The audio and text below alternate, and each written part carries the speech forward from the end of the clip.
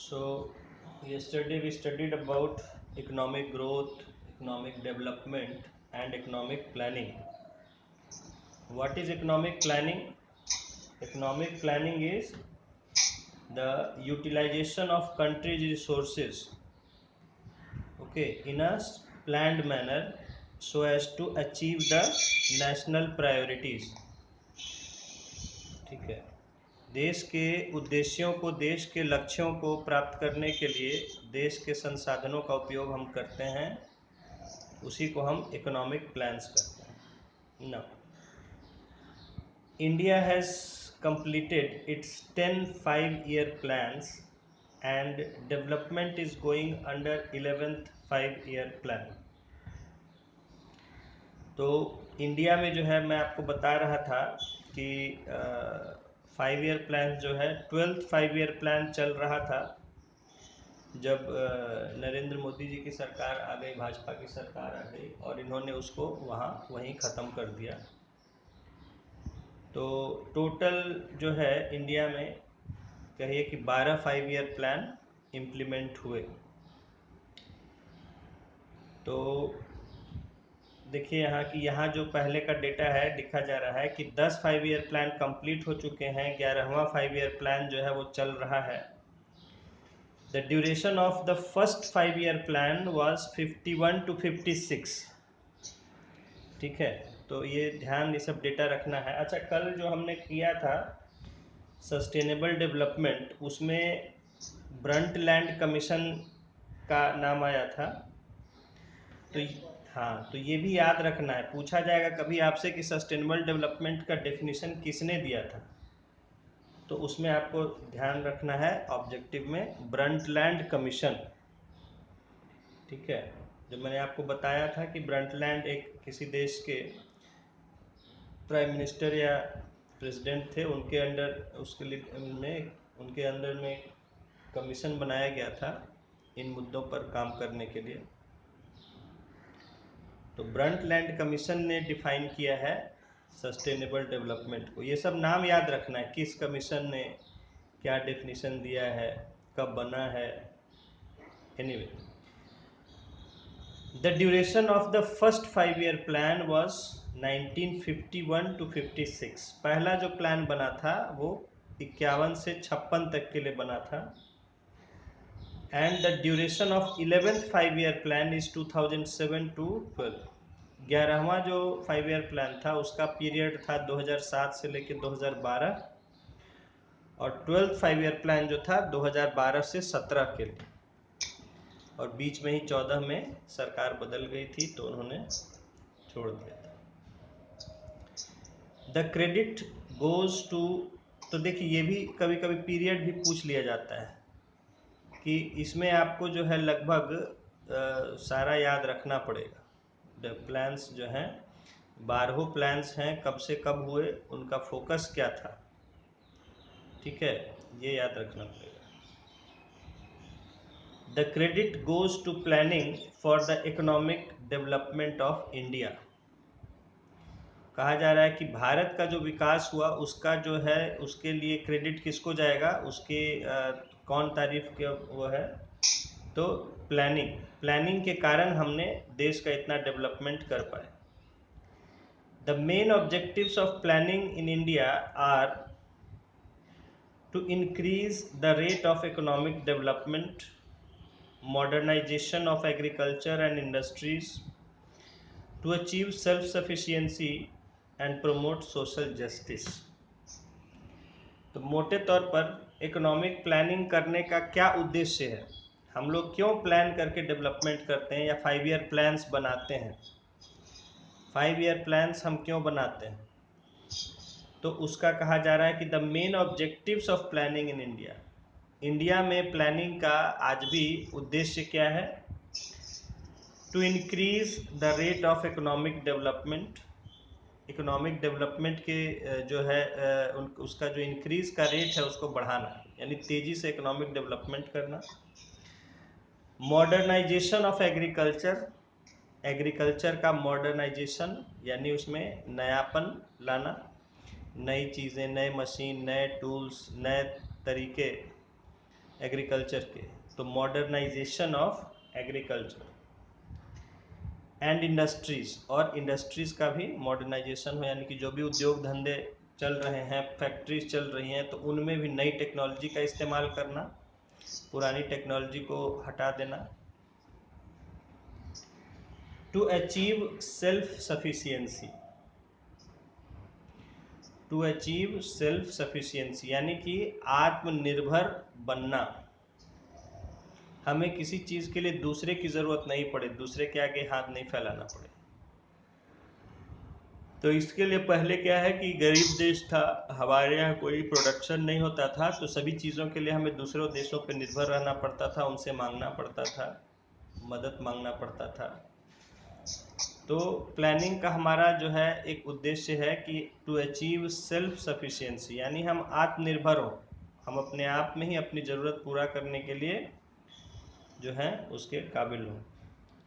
And promote social justice, और social justice को promote करना, यानी समाज में सबके साथ न्याय हो, सबको बराबर का दर्जा मिले, सबको बराबर का अवसर मिले, किसी का शोषण न हो, तो इसी को टू प्रमोट सोशल जस्टिस, यानी कि सामाजिक न्याय को बढ़ावा देना। सामाजिक न्याय मतलब क्या होता है, यानी सबके साथ न्याय, सबको बराबर मौके मिलना जीवन में, सबको बराबर एक अपना सम्मान मिलना, किसी को किसी का अधिकार नहीं छीनना। तो ये चार मोटा मोटी जो है ऑब्जेक्टिव्स हैं प्लानिंग के। प्लानिंग के क्या उद्देश्य हैं, तो हमने पढ़ा कि एक तो to increase the rate of economic development, then modernisation of agriculture and industries, and third to achieve self sufficiency, and fourth to promote social justice.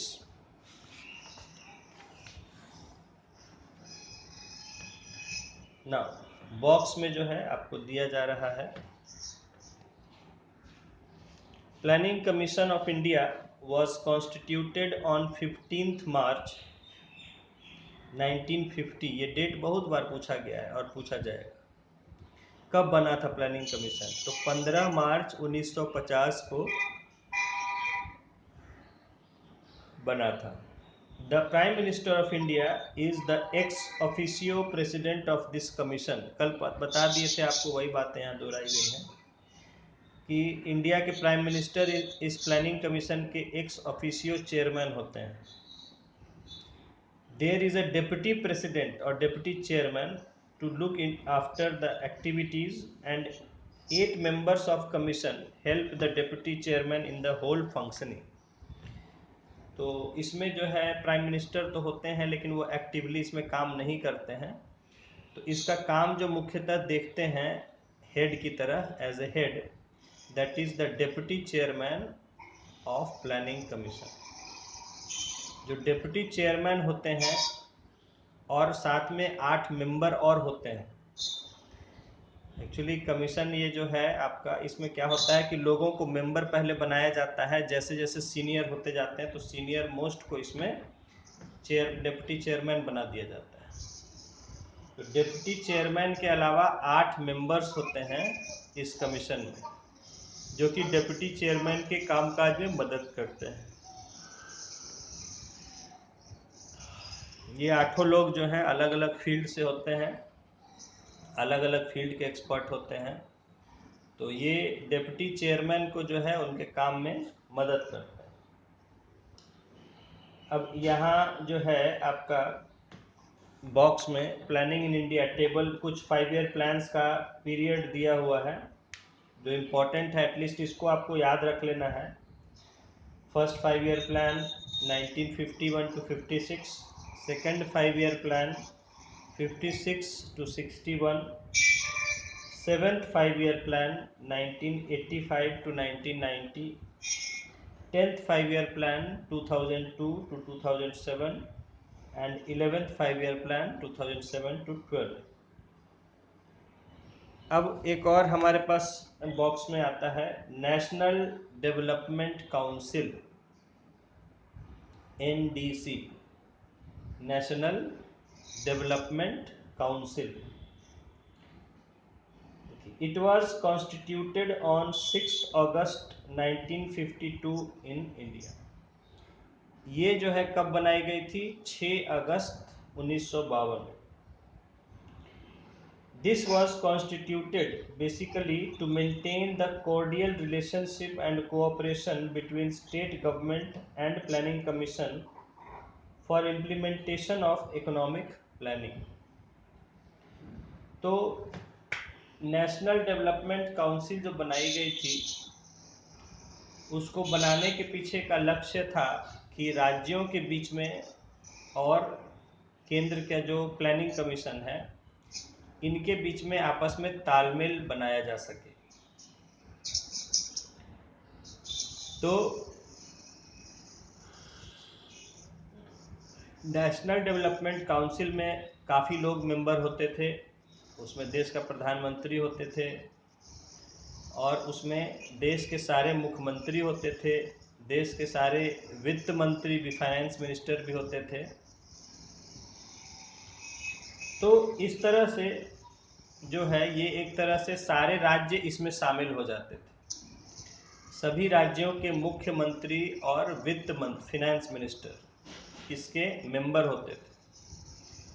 तो ये जो है जब एक प्लानिंग कमीशन कोई प्लान बनाता था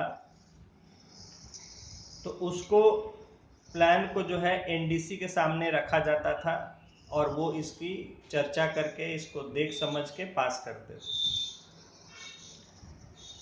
तो इसको बनाने का लक्ष्य यही था कि जो प्लानिंग कमीशन सोच रहा है, जो प्लान बना रहा है, वो राज्यों को एक्सेप्टेबल हो, राज्य उसको एक्सेप्ट कर लें और उसमें जो उनकी शिकायतें हैं, ज़रूरतें, वो अपने हिसाब से बता सकें ताकि प्लान को ठीक किया जा सके हर राज्य के हिसाब से. तो इसीलिए इस बॉडी का निर्माण बनाया गया इसको 6 अगस्त 1952 को. तरीका ये था कि पहले प्लानिंग कमीशन अपना प्लान बना लेता था और उस प्लान को रखा जाता था एनडीसी के सामने. अब एनडीसी उसको देखती थी, उस पर चर्चा करती थी, राय सलाह करती थी और फिर उसको उसमें कमी बेसी क्या सुधार होना चाहिए रिपोर्ट के साथ फिर उसको आगे ऐसा होने पर पास करती थी और वो फिर लागू किया जाता था देश में. तो यहाँ पर एनडीसी में देश के सभी राज्यों के मुख्यमंत्री और वित्त मंत्री को इसीलिए लिया गया था ताकि जो है वो अपने अपने राज्य की हालत जानते हैं, वो समझ सके, वो लोगों के सामने, पूरे देश के सामने रख सकें और उस हिसाब से उनके लिए जो 5 ईयर प्लान है उसमें इंतज़ाम किया गया है या नहीं किया गया है या उनको और कोई ज़रूरत है. तो इन बातों को वो अपने एनडीसी के मीटिंग में एक दूसरे के सामने रखते थे और उस हिसाब से आगे कामकाज होता था. तो ये जो था एनडीसी जो था, इसी को अधिकार था कि जो प्लानिंग कमीशन ने जो प्लान बनाया है उसको पास कर सके और पास करने के साथ उसमें कुछ बदलाव भी सुझाव दे सकता था, कुछ सुधार का सुझाव दे सकता था. तो मुख्यतः इसको बनाने का कारण था कि राज्यों के लिए जो हम प्लान बनाएं तो वो राज्यों में एक्सेप्टेबल हो, लोग उसको स्वीकार करें. और स्वीकार कब करते? जब उनकी मांगों को देखते हुए प्लान में बदलाव किए गए हों. तो इसी के लिए बनाया गया था. This was constituted basically to maintain the cordial relationship, मित्रता का रिश्ता, cordial relationship and cooperation between state government and planning commission for the implementation of economic planning. जैसा मैंने बताया कि इसीलिए बना था ये एनडीसी ताकि जो प्लान बन रहा है उसको लागू करना है तो वहाँ की सरकार और प्लानिंग कमीशन के अधिकारी, इनके बीच में आपस में राय सलाह से ही काम काज हो सके. कॉर्डियल का मतलब मित्रता, friendly.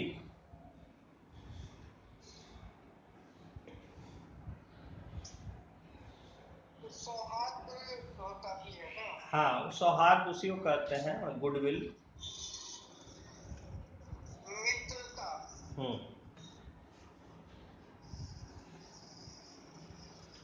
The function of planning commission is to formulate each 5-year plan and ultimately it is approved by National Development Council. देखिए कह दिया कि जो प्लानिंग कमीशन था उसका जो है लक्ष्य, उसका जो एम था, जो उसका ड्यूटी जो था कि 5-year प्लान को बनाना।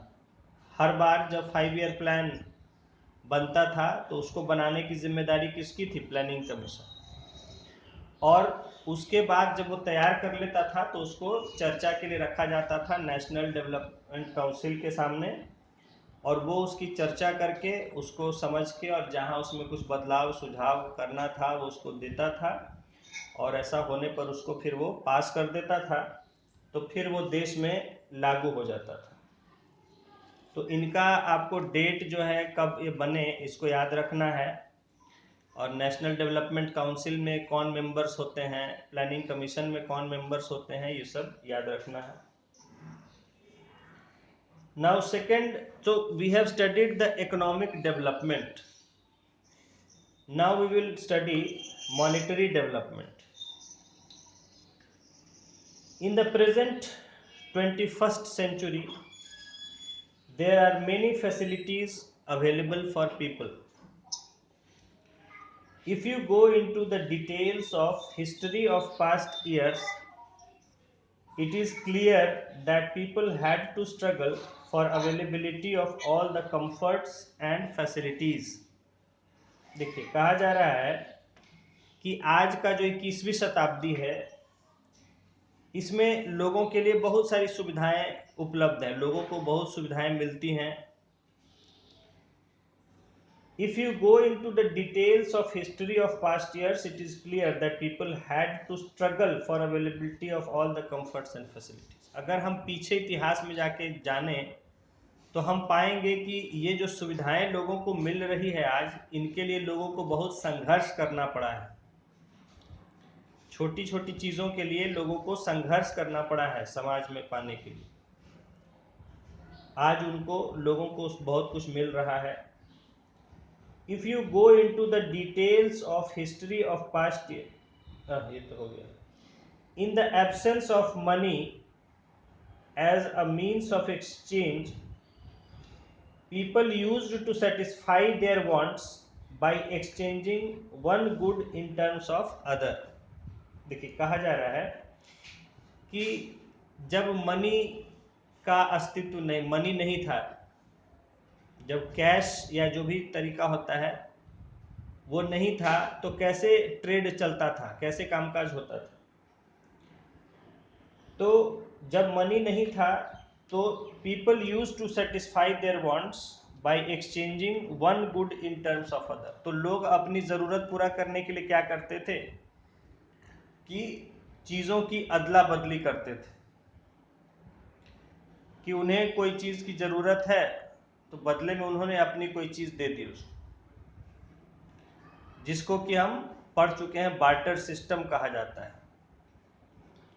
Barter system, exchanging one good in terms of other. जैसे एक समय सुभाष चंद्र बोस ने डायलॉग दिया था, तुम मुझे खून दो मैं तुम्हें पानी दूंगा, नहीं सॉरी गलत हो गया, क्या, तुम मुझे खून दो मैं तुम्हें आजादी दूंगा। तो चलिए, तो खून के बदले आज़ादी का बार्टर सिस्टम था, ठीक है, कि तुम मुझे खून दो मैं तुम्हें आज़ादी दूंगा। एनीवे, दिस कंडीशन ऑफ एक, हाँ, this condition of economic planning is known as barter system. तो इस तरह का जब एक्टिविटी होता है, जब हम एक्सचेंज करते हैं चीज़ों का अपनी ज़रूरतों को पूरा करने के लिए, इसको हम कहते हैं बार्टर सिस्टम।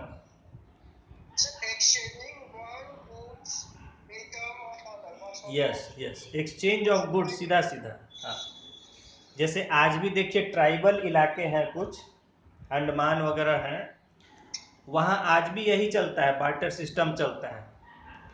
तो क्या करते हैं, इधर से लोग जाके जैसे आदिवासियों के लिए कपड़े वगैरह जाके रखाते हैं, तो उसमें देखिए एक आदमी होता है जिसको आदिवासी लोग पहचानते हैं, क्योंकि वो बोली उनकी बहुत अलग है, वो लोगों से मिलते जुलते हैं नहीं।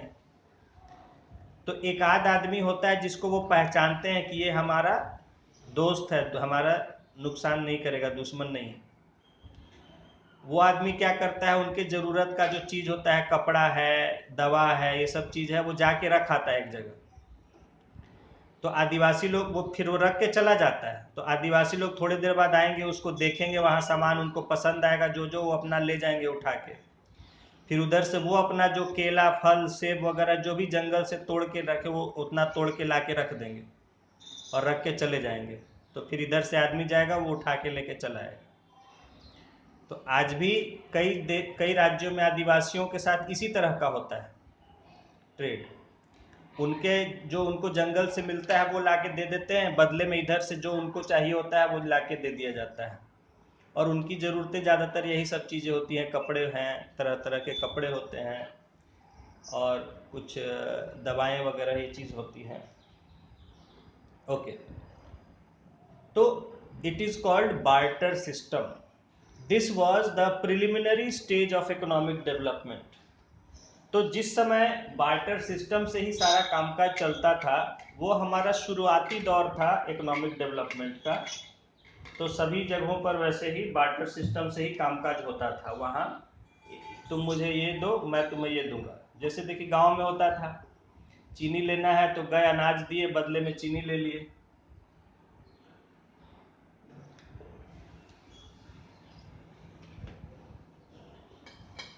तो ये शुरुआती दौर जब था अर्थव्यवस्था का, तो ज़्यादातर चीज़ें ऐसे ही होती थी। लेकिन वहाँ दिक्कत क्या आती थी कि मान लीजिए कि कोई आदमी ने बकरियां पाल रखी और उसको जो है चीनी खरीदना है। अब एक बकरी देगा तो उसको वहां पर क्या था कि उसमें डिवीजन पॉसिबल नहीं था। बकरी को वो काट के तो नहीं दे सकता था कि आधा बकरी ले लो, उसके बदले में इतना चीनी दो। तो वहां पर क्या है कि डिवीजन पॉसिबल नहीं था, पहली बात। दूसरी बात कि लोगों को ये लगता था कि अरे भाई, ये तो बड़ी, मेरी चीज़ का तो दाम बहुत ज़्यादा है, मतलब बहुत वैल्यूएबल चीज़ है, और उसने मुझे उसके बदले में उतने काम की चीज़ नहीं दिया। वैल्यू को लेके बहुत लोगों के मन में प्रॉब्लम होती। अब पता चला उसने गाय दे दिया, उसके बदले में उसने 5 किलो चीनी दे दिया। तो वो चाहता था कि भाई मैं गाय दे रहा हूं तो मुझे उसी के हिसाब से चीनी मिले या अनाज मिले।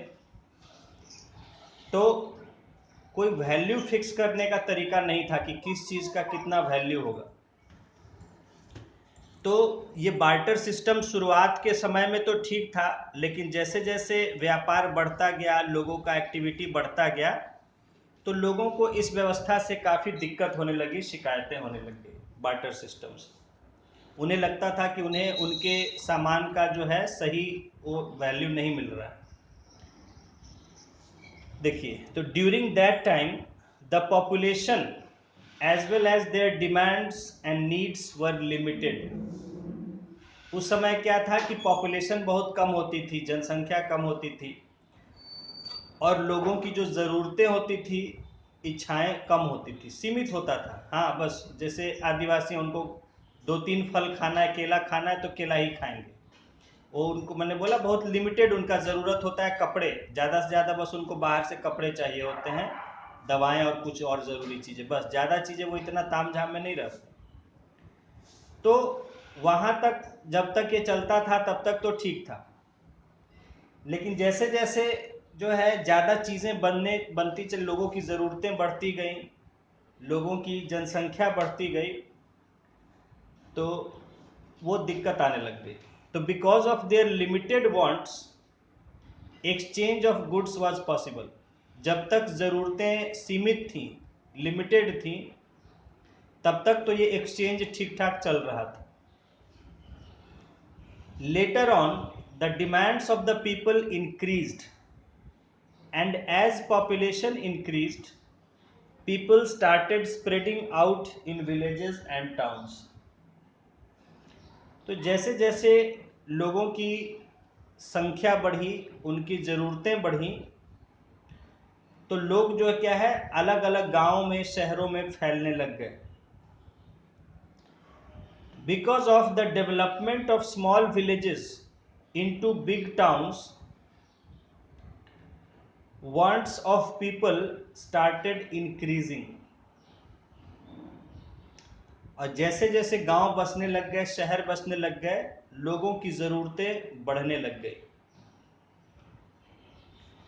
जैसे बार्टर सिस्टम में एक और दिक्कत क्या था कि आप वैल्यू को रख नहीं सकते थे ज़्यादा दिन अपने पास। जैसे अनाज है, तो अनाज को एक लिमिटेड पीरियड तक ही आप रख सकते हैं घर में, उसके बाद वो खराब हो जाएगा। तो जब तक अनाज है उसका व्यापार कर लिए, उसके बाद फिर क्या करेंगे? समझ गए? अनाज को आप ज़्यादा समय तो रख नहीं सकते हैं, और अगर खराब हो गया तो फिर कोई लेगा नहीं। तो स्टोर कैसे किया जाए किसी चीज़ को, इसकी बड़ी दिक्कत होती थी। स्टोर करने की दिक्कत होती थी। दूसरी बात दिक्कत होती थी कि भाई मुझे चाहिए, मुझे मान लीजिए कि चीनी खरीदना है, चीनी चाहिए, मेरे पास बकरी है, तो मैं जाता हूँ जिसके पास चीनी है उसके पास, बोलता हूँ भाई ये लो बकरी ले लो, मुझे चीनी दे दो। बोलता है मुझे बकरी नहीं चाहिए, अब क्या करूँगा बकरी का, मुझे तो एक गाय चाहिए। अब ये क्या करे, इसके पास तो बकरी है और इसको चीनी चाहिए, लेकिन जो चीनी जिसके पास है उसको गाय की ज़रूरत है, वो बकरी नहीं लेना चाहता है। या ये गया चीनी लेने, अब वो कह रहा है कि भाई मेरे पास अनाज है, अनाज लेना है तो ले लो, चीनी नहीं है। तो ये दिक्कतें आती थी, एक्सचेंज में भी दिक्कतें आती थी कि भाई जो ज़रूरत का चीज़ है वो उसके पास है नहीं, और जिसके पास है तो उसको वो हमारा सामान नहीं चाहिए जो हमारे पास है। समझ रहे हैं? तो ये दिक्कतें आती थी। तो लोगों को ऐसा खोजना पड़ता था कि जिसके पास हमारे ज़रूरत की चीज़ हो और जिसको हमारी चीज़ चाहिए। ठीक है? तो ये इस तरह से दिक्कतें आती थी। तो कहा जा रहा है कि जैसे जैसे गांव शहर बसते चले गए, लोगों की जो ज़रूरतें हैं बढ़ती चली गई। Amidst all this, on the basis of all thinking of people, money was developed as a unit of exchange। तो मैंने जो अभी आपको बताया कई बातें, दो पॉइंट्स बताया कि एक तो स्टोर करने की दिक्कत थी, उसको आप रख नहीं सकते थे किसी चीज़ को ज़्यादा समय। दूसरा कि एक्सचेंज करने में दिक्कतें आती थी कि हमें जो चाहिए वो अगले के पास नहीं है और अगले को जो चाहिए वो हमारे पास नहीं है, तो दोनों में एक्सचेंज नहीं हो सकता है। या डिविजिबिलिटी की दिक्कत थी, बांट नहीं सकते थे। अब मेरे पास तो भाई सपोज करिए मेरे पास गाय है और मुझे चीनी की ज़रूरत है, अब वो कह रहा है कि भाई चीनी ले लो, तो मैं 2 किलो चीनी के बदले पूरी गाय थोड़े दे दूंगा। लेकिन आप उसमें गाय के साथ कुछ नहीं कर सकते थे, आपको तो देना है तो पूरी गाय ही देनी पड़ेगी, उसको आधा काटिएगा थोड़े। तो चीज़ों के बंटवारे की भी दिक्कत थी इस व्यवस्था में। तो जिनके पास ऐसी चीज़ें होती थी तो उनको नुकसान हो जाता था। तो इन सब जो दिक्कतों को देखते हुए धीरे धीरे मनी का आविष्कार हुआ। मनी एक कोई ऐसी चीज़ बनाई गई कि जिसको सभी लोग एक्सेप्ट करेंगे अदला बदली के लिए, उससे किसी भी चीज़ को अदला बदली किया जा सकेगा। उसी समय से मनी का आविष्कार हुआ। तो मनी जिस तरह आज आप देख रहे हैं इस तरह से नहीं था। मतलब था कि उस समय कुछ और जो है, जैसे शुरू में कुछ ऐसी चीज़ें तय की गई कि इसको हर कोई लेगा, इसको कोई मना नहीं करेगा। ठीक है? तो मनी धीरे धीरे डेवलप हुआ है आज के रूप में। ठीक है? आज के रूप में जैसे उस समय शुरुआत में तय किया गया कि भाई अनाज जो है ज़्यादातर लोगों के पास होता था, जो भी खेती बाड़ी करते थे उनके पास अनाज होता था।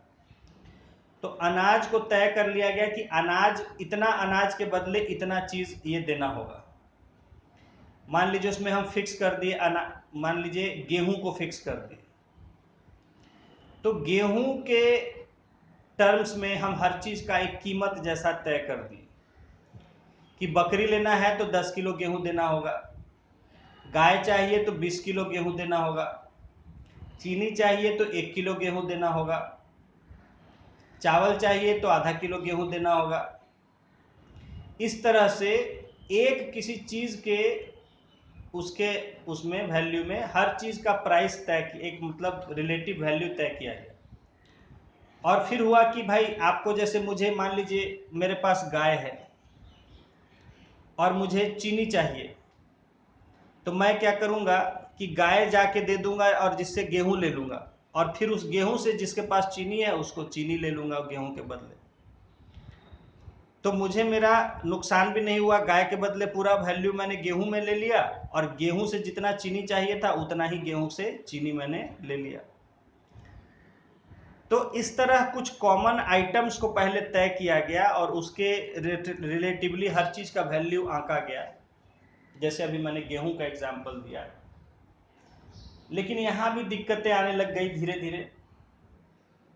तो इस तरह से धीरे धीरे करते करते पहले फिर सिक्के वगैरह चले, और सिक्के के बाद फिर आज के डेट में मतलब करेंसी, पेपर करेंसी का चलन हुआ। पेपर करेंसी के बाद फिर जो है अब प्लास्टिक मनी आ गया, कार्ड आया था। कार्ड कब आया था? मुझे लगता है कि जो कॉमन हुआ था इंडिया में एटीएम कार्ड वगैरह, ये 96-97 के समय हुआ था। 96-97 से एटीएम कार्ड वगैरह आए थे। तो 96-97 में प्लास्टिक मनी आ चुका था, और फिर अब जो है लगभग 2007-8 से जो है ये आपका आ गया था, डिजिटल मनी का कंसेप्ट आ गया था, ऑनलाइन पेमेंट का कंसेप्ट आ गया था। और अब जो है डिजिटल मनी भी आ गया है, डिजिटल करेंसी जो है पिछले 7-8 सालों से। तो ये मनी जो है, जैसे देखिए पहले क्या है, पहले सिक्के चला करते थे। सिक्कों का भी आप जानते हैं कि बहुत तरह के सिक्के आए। हम लोग के समय आना वगैरह होता था, 4 आना, 2 आना, 8 आना, ठीक है। 5 पैसे का सिक्का, 1 पैसे का सिक्का तक हम लोग यूज़ किए हैं। उससे पहले आना होता था। तो फिर उसके बाद सिक्के बदले, अलग अलग तरह के सिक्के आए। 1 रुपये का सिक्का अलग आया, 5 रुपये का सिक्का आया, 2 रुपये का सिक्का आया, 5 का सिक्का आया, 10 रुपये का सिक्का आया, 20 का सिक्का आया, 100-50 के भी सिक्के आए हैं, कॉमन नहीं है लेकिन निकले हैं। उसके बाद नोट जो है, करेंसी नोट बदले। पहले आता था, बचपन में याद होगा कि आप भी देखे होंगे, 1 रुपये का नोट, 2 रुपये का नोट, 5 रुपये का नोट। हाँ, 1 रुपये का खत्म हो गया। हाँ, 1 और 2 का खत्म हो गया। अब 5 रुपये से मिनिमम जो है 5 रुपये का होता है। और अब तो शायद 5 का भी हम नहीं देख रहे हैं, 5 का भी अब शायद करेंसी नहीं आ रहा है। हाँ, पुराना वाला होगा, नया करेंसी, नया सिर्फ जो है मिनिमम करेंसी जो है 10 रुपये से है, और 5 रुपये ये सब के लिए सिक्का है, करेंसी नहीं। तो इस तरह हम देख सकते हैं कि मतलब नया नया तरह से करेंसी आए, और फिर उसके बाद प्लास्टिक। अब तो पहले क्या था कि हर चीज़ के लिए हमें पैसा, उसको कैश देना पड़ता था। उसके बाद हुआ कि कार्ड से, कार्ड स्वाइप किए और जो खरीदना है खरीद लिए। काफ़ी दिन ये चला, और कार्ड से परचेजिंग करते करते अब जो है क्या हो गया कि ऑनलाइन पेमेंट का आ गया। अब देखिए आज जो है हर जगह आप स्कैन करिए और पेमेंट कर दीजिए, स्कैन करिए पेमेंट कर दीजिए। तो आज कैश कैरी करने की ज़रूरत लगभग ख़त्म हो चुके हैं हर जगह, क्योंकि स्कैन अवेलेबल होता है। मैंने देखा है गांव वगैरह हर जगह लोग यूज़ करने लगे हैं। सब्जी है, छोटी छोटी चीज़ों के लिए भी दुकान वगैरह सब दुकान में मोबाइल से पेमेंट ले लेते हैं। तो आज लगभग ख़त्म हो गया है कैश का ज़रूरत भी।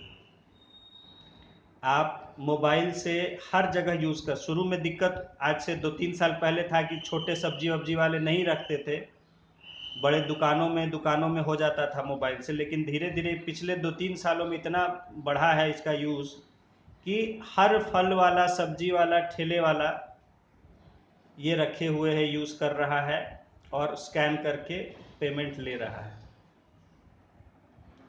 और अब तो फिर तेज़ी से उसका एक एटीएम, वो पेटीएम का वो भी पॉपुलर हो गया है, जो कि पेमेंट आने पर अनाउंस कर देता है कि हाँ इतना पेमेंट आ गया, तो उससे और सुविधा हो जाती है। तो ये हम देख रहे हैं कि इसी को हम कहते हैं मनी।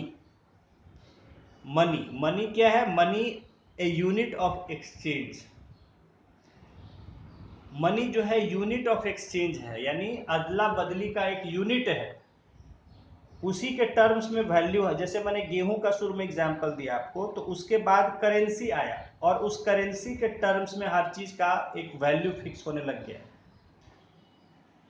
तो पहले सिक्के चलते थे, तो सिक्के से होता था कि हाँ भाई बिस्कुट खरीदना है तो कितने सिक्के, कितने रुपए देने होंगे। पहले आना में होता था इतने आने का, कि चावल कैसे है तो 2 रुपए आना है, या कैसे 2 आने का है, या 4 आने का है, कैसे केजी है। फिर रुपया आया, रुपया में अब रुपया चल रहा है। तो अब हर चीज का प्राइस रुपीज में फिक्स्ड है। जैसे एक बिस्किट है, तो बिस्किट आप लेना चाहते हैं तो उसका प्राइस है 10 रुपीज, तो आप जाके उसको 10 रुपए का नोट दे देते हैं, तो वो आपको बिस्किट दे देता है, वो 10 रुपए का नोट रख लेता है। वो 10 रुपया उसमें वैल्यू स्टोर्ड है उस नोट में। उस 10 रुपए के बदले वो कोई भी चीज जिसका कीमत 10 रुपए है वो ले सकता है उस नोट के बदले में। उसने वो आपसे नोट क्यों लिया? ताकि वो भी कल को उसके बदले कुछ अपने जरूरत का चीज ले सके। पैसों की क्या इंपॉर्टेंस है? मेरे पास पैसा है तो मैं क्या कर सकता हूँ, उसके बदले उस वैल्यू का कोई भी चीज खरीद सकता हूँ, यूज कर सकता हूँ, खा पी सकता हूँ।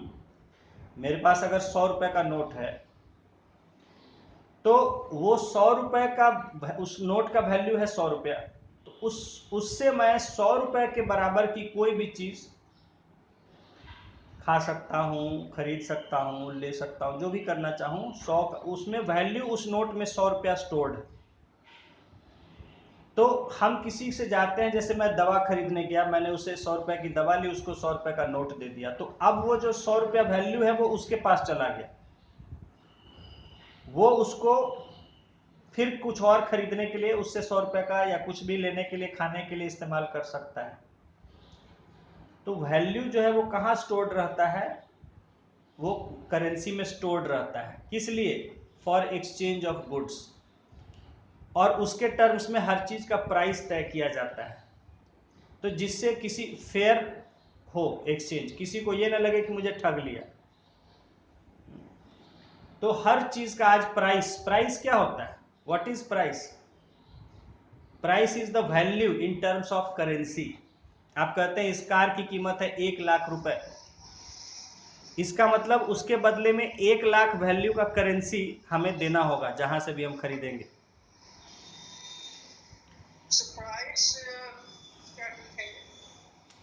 प्राइस है value in terms of the currency. Price is the value of a good,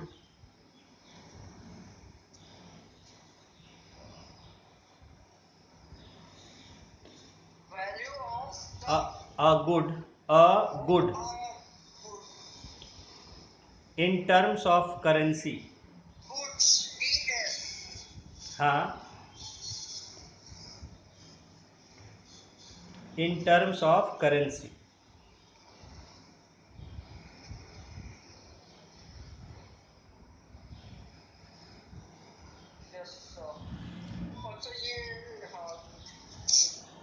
ठीक है, तो इस तरह से जो है, अच्छा ट्रेड जो है, एक्सचेंज, ट्रेड क्या होता है? Exchange, selling and buying. तो ट्रेड का मतलब हुआ एक्सचेंज। हाँ, एक्सचेंज, ट्रेडिंग यही ना होता है एक्सचेंज मतलब। एक्सचेंज का मतलब है कि वहां मैं अगर खाली बेच रहा हूं तो उसके बदले पैसा ले रहा हूं, ठीक है, तो वहां मैं उससे सामान के बदले करेंसी ले रहा हूं, उस करेंसी से मैं जा रहा हूं फिर अब और सामान खरीद रहा हूं या जो भी कर रहा हूं। तो buying and selling is called trading. तो सेलिंग एंड बाइंग एक्सचेंज। नहीं, एक्सचेंज ही जरूरी नहीं है, जैसे जरूरी नहीं कि मैं कुछ सामान लूं तो उसके बदले कुछ सामान दूं, वहां मैं करेंसी से, आजकल सब एक्सचेंज करेंसी से होता है, बताए ना, आज बार्टर सिस्टम नहीं है, आज क्या है, आज करेंसी से एक्सचेंज होता है, या अब जो है अब तो हो गया प्लास्टिक मनी। सर ये करेंसी का डेफिनेशन क्या है? आगे आएगा, सब आएगा, आएगा डेफिनेशन लिखा देंगे। ट्रेड बस सेलिंग एंड बाइंग हो गया। कहने का मतलब है कि जैसे पहले देखिए क्या था, पहले होता था कि भाई अनाज दिया उसके बदले बकरी, जैसे कि कोई किसान है उसको आज मीट खाने का मन, तो उसको चाहिए बकरी, को क्या करता है, गया उसने अनाज दे दिया, बदले में उसने मटन ले लिया, उससे मीट ले लिया, तो वहां एक्सचेंज हुआ गुड्स में, अनाज के बदले मीट मिला उसे। आज हमें मीट खाने का मन होता है तो क्या करते हैं, हम जाते हैं मीट वाले के पास और उसको करेंसी देते हैं कि लो भैया ये 200 रुपये, इसके बदले हमें मीट दे दो जितना होता है। तो आज हर एक्सचेंज जो है वो करेंसी से होता है। तो जब हम करेंसी देते हैं तो वो बाइंग हुआ, और जब करेंसी लेते हैं तो सेलिंग हुआ। जब हम एक्सचेंज का ट्रेड को एक्सचेंज कर सकते हैं। हाँ, यस यस। तो आज जब भी हम कोई चीज देते हैं तो उसके बदले करेंसी लेते हैं, और कोई चीज हमें चाहिए होता है तो उसके बदले करेंसी देते हैं। तो इस प्रोसेस को आसान करने के लिए मनी का कंसेप्ट आया, मनी बनाया गया, करेंसी बनाया गया, और इसीलिए तरह तरह के करेंसी अवेलेबल होते हैं ताकि आसानी से लेन देन हो सके। आखिर आप देखिए 1 रुपए से लेके 1000 2000 तक के नोट अवेलेबल है, क्यों? ताकि लेन देन में आसानी हो सके, तेजी से लेन देन हो सके। अब ये नहीं कि 1 किलो सब्जी लेनी है, उसको हम 2000 का नोट पकड़ा दिए तो अब वो चेंज खोजता फिर रहा है। तो इसके लिए छोटे नोट आए कि छोटे वैल्यू की चीज़ के लिए छोटे नोट इस्तेमाल किए जाए, आसानी से उनका एक्सचेंज हो जाए कि हाँ भाई हमें सब्जी देनी है, लो 10 रुपए का नोट पकड़ा दिए, 20 का नोट पकड़ा दिए, 50 का नोट पकड़ा दिए। और जहाँ महंगे सामान लेने, कार खरीदना है, उसको हम 1 रुपए का गड्डी देंगे जाके तो परेशान हो जाएगा वो गिनते गिनते। तो इसके लिए बड़े करेंसी आए, 500 के, 1000 के, एक 2000 के भी थे। जैसे मेरे एक भतीजे ने बोला कि देखिए ना हमारे सामने करिश्मा खरीदा, आया फट से, बोला कि एक लड़का आया फट से हाथ में गिन दिया 80-82 नोट 1-1000 का, और करिश्मा लेके, पहले की बात है जिस समय करिश्मा का दाम नहीं 2-2 हज़ार का नोट था, तो 80-1.5 लाख के आसपास था। तो उसने जो है बोला कि फट से 70-80 नोट गिन दिया 2-2 हज़ार का, करिश्मा लेके चल दिया। तो 1.5 लाख रुपए भी एक हाथ में आसानी से कैरी किया जा सकता है। 2000 के जब नोट आ रहे थे तो इतना आसान हो गया था ज़्यादा पैसा कैरी करना। तो करेंसी भी इसीलिए अलग अलग वैल्यू की, उसे डेनोमिनेशन कहते हैं। किस वैल्यू का करेंसी है उसको कहते हैं डेनोमिनेशन, ठीक है। आप बैंक में गए होंगे, वहाँ देखिए रस जमा करते हैं तो उसमें आपको भरना होता है डेनोमिनेशन ऑफ करेंसी। 500 का कितना नोट है, 100 का कितना नोट है, 1000 का कितना नोट है, इस तरह से भरना होता था जब आप पैसा जमा करने जाते हैं, तो उसको कहते हैं डेनोमिनेशन। तो देखिए यहाँ कि money was developed as a unit of exchange instead of goods, money became a means of exchange. पहले जो गुड्स का एक्सचेंज होता था, अब उसकी जगह मनी से एक्सचेंज होने लग गया। अब सुविधा हो गया कि मेरे पास एक गाय है और मुझे एक बाइक खरीदना है, तो मैं क्या करूंगा, गाय को बेच दूंगा, उसके बदले करेंसी ले लूंगा और करेंसी से जाके बाइक खरीद लूंगा। अब मुझे पूरी दुनिया में जाके खोजने की जरूरत नहीं है कि कौन आदमी है जिसको गाय चाहिए और जो बाइक बेच रहा है। पूरा बिहार खोज लेंगे तब शायद एक आध आदमी मिलेगा कि जिसको गाय भी चाहिए और बाइक भी बेच रहा है। तो ये समस्या दूर हो गई, ट्रेडिंग आसान हो गया कि भाई ठीक है, आप करेंसी ले लीजिए और करेंसी से आप कोई भी चीज़ फिर ले सकते हैं। तो आज हमें हेडेक नहीं है। देखिए, आज हमें सोचना नहीं पड़ता है, कोई चीज़ चाहिए तुरंत करेंसी निकाला, दे दिया, ले लिया। हमें कहीं कोई ढूंढे, और हर जगह एक्सेप्टेबल मनी जो है, किसी भी दुकान में जाइए, नोट दीजिए और ले लीजिए जो चीज़ चाहिए। कितना आसान हो गया। तो money became a means of exchange. Because of this development of money as a means, it was not required to move bundles of goods from one place to another. इसके साथ एक और सुविधा हो गया कि अब हमें ढेर सारा सामान लेके इधर उधर भटकने की जरूरत नहीं रही। मान लीजिए कि पहले का सिस्टम था, मेरे पास अनाज में उगाता था, किसान था, मेरे पास गेहूं भरा हुआ है एक ट्रक, और मुझे गाय खरीदना है। तो क्या करना होगा, उस गेहूं को लेके मुझे पूरा बिहार में घूमना पड़ेगा, गाड़ी पर, बैलगाड़ी पर, जिस भी चीज़ पर, कि भाई कोई ऐसा आदमी है जो गाय बेच रहा है अनाज के बदले। तो अनाज, अब पूरा अनाज लेके मैं पूरे बिहार में घूमता फिरूं। तो इतना ज़्यादा सामान लेके कैरी करने की जरूरत नहीं रही। आप करेंसी, मैंने बोला कि बस जेब में आराम से रख लिया, जाके और बाइक खरीद के चले आए। कोई हमें बहुत ज़्यादा अपने साथ कोई चीज़ ले जाने की ज़रूरत नहीं है। और आजकल तो इतना हाई वैल्यू ऑफ करेंसी आ गया कि बस जेब में ही रख लिया, उतना मोटा पर्स बैग का भी जरूरत नहीं है। पहले बैग लेके लोग चलते थे पैसा रखने के। आज इतना, और अब तो और सिंपल हो गया कि अब कैश भी कैरी करने का जरूरत नहीं है। आप बस अपना मोबाइल वगैरह जो भी है रखिए, स्कैन करिए, पे करिए। पहले कैश की जगह कार्ड लोग यूज़ करने लगे थे, कार्ड ले रख लिए, अब खोजने की जरूरत नहीं है, चेंज चाहिए तो ये चाहिए, कितना हुआ। और उसमें अब दिक्कत होती थी कि नोट लोग पकड़ा देते थे, जैसा तैसा नोट का भी दिक्कत आता था। अभी क्या, कार्ड से था, कहीं कुछ नहीं, स्वाइप किए, जितना वैल्यू है कट गया, जितना रुपया जितना पैसा है कट गया। अब उसकी जगह और आसान हो गया, मोबाइल से स्कैन किए, दे दिए, चेंज खोजने की समस्या दूर, कैश निकालने की समस्या दूर। एटीएम से बार बार कैश निकालिए, खोजते रहिए एटीएम कहाँ है, सीधे अकाउंट से अकाउंट टू अकाउंट ट्रांसफर हो रहा है, नो कैश। इसको करने के पीछे जेटली का हाथ था काफ़ी। जेटली ने इसको, अरुण जेटली ने काफ़ी प्रमोट किया था, ये जो है पेपरलेस पेमेंट्स, यानी बिना कैश का यूज़ किए कामकाज करना। तो ये देखिए कि कितना इजी हो गया। Money became a common measure और मीन्स ऑफ एक्सचेंज। एक्सचेंज करने का एक मीन्स हो गया मनी, और मेजर हो गया, यानी कि उसका मापने का एक पैमाना हो गया कि कितना वैल्यू है ना। हर चीज़ आज देखिए, आप कहीं भी जाते हैं, किसी दुकान, किसी मॉल, किसी शॉप में, कोई भी चीज़ है, उस पर एक लेबल चिपका हुआ है, उसका price in terms of rupees.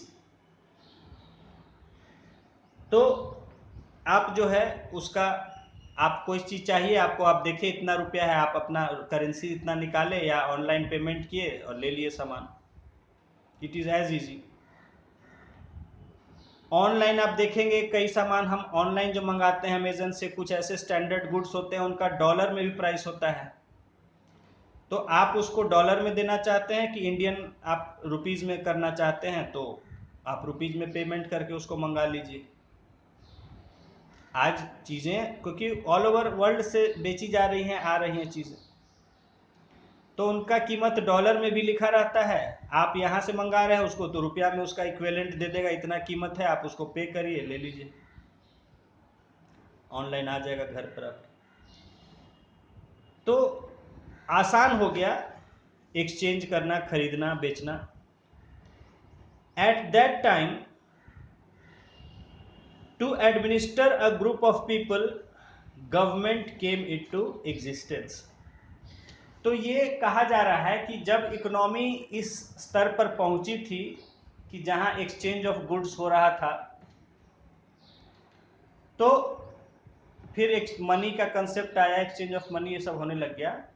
तो उस समय इन चीज़ों की देखभाल करने के लिए कि सही से हो रहा है, कोई ऐसा नहीं ठग नहीं रहा है, किसी को कोई लूट नहीं रहा है, उसके लिए एक सरकार का कंसेप्ट आया, गवर्नमेंट्स बनने लग गई सब जगह, जो हर चीज़ का देखभाल करती थी कि सही तरीके से हो रहा है कि नहीं। तो ये कहा जा रहा है कि at that time to administer a group of people, एक ग्रुप ऑफ पीपल यानी लोगों को एडमिनिस्टर यानी उनका प्रशासन करने के लिए, उनकी देखरेख करने के लिए गवर्नमेंट केम इनटू एग्जिस्टेंस, सरकार का अस्तित्व आया, सरकार बनने लग गई, शासन होने लगा। Money came into existence on the basis of acceptance of the government and the faith and confidence of people. तो सरकार जो है, जो कि देखरेख करती थी, उसमें वो जो है मतलब ये मनी या करेंसी चलाने का काम करने लग गए। देखिए ये जो लाइन अभी हम पढ़े, इसको समझिए कि आप कहीं दवा लेने जाते हैं और आपको ज़रूरी दवा चाहिए, बीमारी है तो कोई दवा चाहिए, तो आप जाते हैं दुकान पर, कहते हैं भाई दवा दे दीजिए, बोलता है इतना पैसा लगेगा। आप उससे दवा लेते हैं, बदले में वो आपसे करेंसी ले लेता है। क्यों ले लेता है करेंसी? क्योंकि उसको उसकी करेंसी पर विश्वास है, इस करेंसी पर, कि हाँ ये नोट मैं यूज़ कर सकता हूँ, जहाँ चाहूँ इससे जो चाहूँ खरीद सकता हूँ। कल को मैं एक पेपर पर कुछ प्रिंट करके जाके उसे दे दूँ कि लो भाई ये करेंसी है, इतना 1000 का, तो वो ले लेगा? बोलेगा नहीं, ये क्या, कौन सा नोट ले आया भाई, कहाँ का नोट है, ये तो चलेगा नहीं। तो वो नहीं लेगा उसको। तो जो हमारी करेंसी है, जो हमारा ऑफिशियल पेपर करेंसी है, 100 रुपये का, 200 का, 500 का, 1000 जो भी है, वो क्यों कोई व्यक्ति ले लेता है? क्योंकि उसको उस करेंसी पर विश्वास होता है कि ये करेंसी अगर मैं ले रहा हूँ तो मुझे इसका वैल्यू कहीं भी मिल जाएगा, यानी मैं भी इस करेंसी से कहीं कुछ खरीदने जाऊंगा तो वो मुझे सामान बेच देगा। तो जितने भी लोग खरीद बिक्री कर रहे हैं, वो किस विश्वास पर कर रहे हैं खरीद बिक्री? अब देखिए कि मान लीजिए कोई नोट है और फटा हुआ है, तो नहीं लेता है लोग उसको कोई। क्यों? कहता है इसलिए नहीं लेता है कि भाई अब मैं ले तो लूँगा, लेकिन मुझसे अगला नहीं लेगा कोई, तो ये नोट मेरे पास वेस्ट हो जाएगा, कोई लेगा नहीं, इसलिए वो भी मना करता है कि भाई साहब ये फटा हुआ नोट हम नहीं लेंगे, दूसरा नोट दीजिए। क्योंकि उसको डर है कि वो जो नोट करेंसी है, फटा हुआ है, डैमेज है किसी भी तरह से, वो कोई आगे एक्सेप्ट नहीं करेगा, नहीं लेगा, तो उसको उसका वैल्यू नहीं मिल पाएगा, उसका वैल्यू बेकार हो जाएगा। तो जो वो करेंसी है उसमें लोगों का विश्वास होता है कि हम कहीं भी जाएंगे तो इसके बराबर का वैल्यू का चीज़ कोई भी हमें जिससे चाहेंगे दे देगा, कोई भी इस करेंसी को ले लेगा। और इस विश्वास की गारंटी कौन देता है? तो वो देती है सरकार। उस करेंसी मतलब कि देश का मनी को करेंसी कहते हैं। हाँ, तो किसी जैसे देश का मनी को हाँ, करेंसी कहते हैं। यस, तो जैसे 500 का नोट है, कोई नोट है, आप उस पर निकाल के पढ़िएगा, उस पर लिखा रहता है कि हिंदी इंग्लिश में लिखा रहता है कि I promise to pay the bearer of this the value of this much rupee, हाँ, और किसका साइन रहता है उस भारत पर? को ये इतना पैसा देने का आधा करता हाँ, है। और कौन उसका साइन किसका होता है उस पर? सर, ध्यान में नहीं समझे। ध्यान में नहीं है, आरबीआई के गवर्नर का साइन होता है। आरबीआई का गवर्नर। तो रिजर्व बैंक ऑफ इंडिया जो है वो गारंटी देता है कि इस नोट के बदले उतने का वैल्यू जो है वो अदा करेगा, जो भी उसके जिसके पास भी वो नोट होगा, सरकार के बिहाफ पर वो गारंटी देता है। तो ये इसीलिए साइन बार-बार चेंज होते रहता होगा। यस, जैसे गवर्नर चेंज होते हैं तो साइन भी चेंज होता हाँ, है। यस, गवर्नर चेंज होते हैं तो उनके साइन चेंज होते हैं। हम लोग कई बहुत सारे गवर्नर का साइन देखे, सी रंगराजन, बिमल जलान, तो और सब साइन एक से एक ही में एक ही बार में प्रिंट आउट होकर निकाल देता है। हाँ, वो नेचुरल है, जब मनी प्रिंट होता है तो उस समय उसका वैसे ही साइन भी चेंज, जो गवर्नर रहते हैं उनका साइन प्रिंट होता है। पहले जैसे होता था कि 5 रुपए से जो है, जैसे आज से 20-25 साल पहले की बात बता रहा हूँ, जब 1 रुपए, 2 रुपए, 5 रुपए की करेंसी हुआ करती थी, तो 1 रुपए और 2 रुपए में आरबीआई का साइन नहीं होता था गवर्नर का, उसमें सेक्रेटरी का साइन होता था, गवर्नमेंट के सेक्रेटरी का। और 5 रुपए से ऊपर फिर जो है आरबीआई के गवर्नर का साइन होता था। ये पूछा गया है, कई बार पहले पूछा जाता था। तो अलग अलग साइन होते थे। छोटे करेंसी में यानी 1 रुपए, 2 रुपए तक जो है वो गवर्नमेंट के सेक्रेटरी का साइन होता था, और 5 रुपए से फिर ऊपर आरबीआई के गवर्नर का साइन होता था। तो खैर, ये तो मैंने आपको एक फैक्ट बताया। कहने का मतलब है कि ये साइन होता है उस पर, और साथ ही साथ जैसे कि बापू का फोटो होता है, गांधी जी का या जो लोगो होता है, ये सब जनता को विश्वास दिलाता है कि आपका इससे जो ट्रेड होगा, एक्सचेंज होगा, वो बेकार नहीं जाएगा। आप ये नोट ले सकते हैं, इस नोट का वैल्यू हर जगह चलेगा, हर जगह इसके बदले आपको इतना पैसा मिल जाएगा या उसका सामान मिल जाएगा। और इसकी गारंटी कौन देता है? उस देश की सरकार, उस देश का रिजर्व बैंक, सेंट्रल बैंक कहते हैं। रिजर्व बैंक जो होता है उसको सेंट्रल बैंक कहा जाता है। ये सेंट्रल बैंक ऑफ इंडिया नहीं है, जो ठीक है, जो बैंक है, एक कंसेप्ट होता है सेंट्रल बैंक। तो हमारे यहाँ का सेंट्रल बैंक कौन है? नहीं कर सकते हैं? Union bank. नहीं नहीं नहीं, एक कंसेप्ट है, ये नाम नहीं है। सेंट्रल बैंक ऑफ इंडिया नाम रख लिया एक बैंक, वो अलग बात है। किसी भी देश का जो मेन बैंक होता है, सबसे जो हेड बैंक होता है, उसको सेंट्रल बैंक कहा जाता है उस देश का। जैसे इंडिया का सेंट्रल बैंक है आरबीआई, यूएस का सेंट्रल बैंक है फेडरल रिजर्व। यस, तो सेंट्रल बैंक कहते हैं जो किसी देश की बैंकिंग व्यवस्था को देखरेख करता है। आगे पढ़ेंगे हम लोग। तो अभी इतना समझिए कि किसी भी देश का जो सेंट्रल बैंक होता है वो वहां के करेंसी का गारंटी देता है, और उसी की गारंटी पर जो है लोग ट्रेडिंग करते हैं विश्वास करके। जैसे कोई नोट है मेरा, वो कोई नहीं ले रहा है, तो मैं जाके बैंक में उसको एक्सचेंज कर सकता हूं। आप जानते हैं, बैंक में जमा कर सकता हूं, बैंक उसको लेने से मना नहीं कर सकता है। क्यों?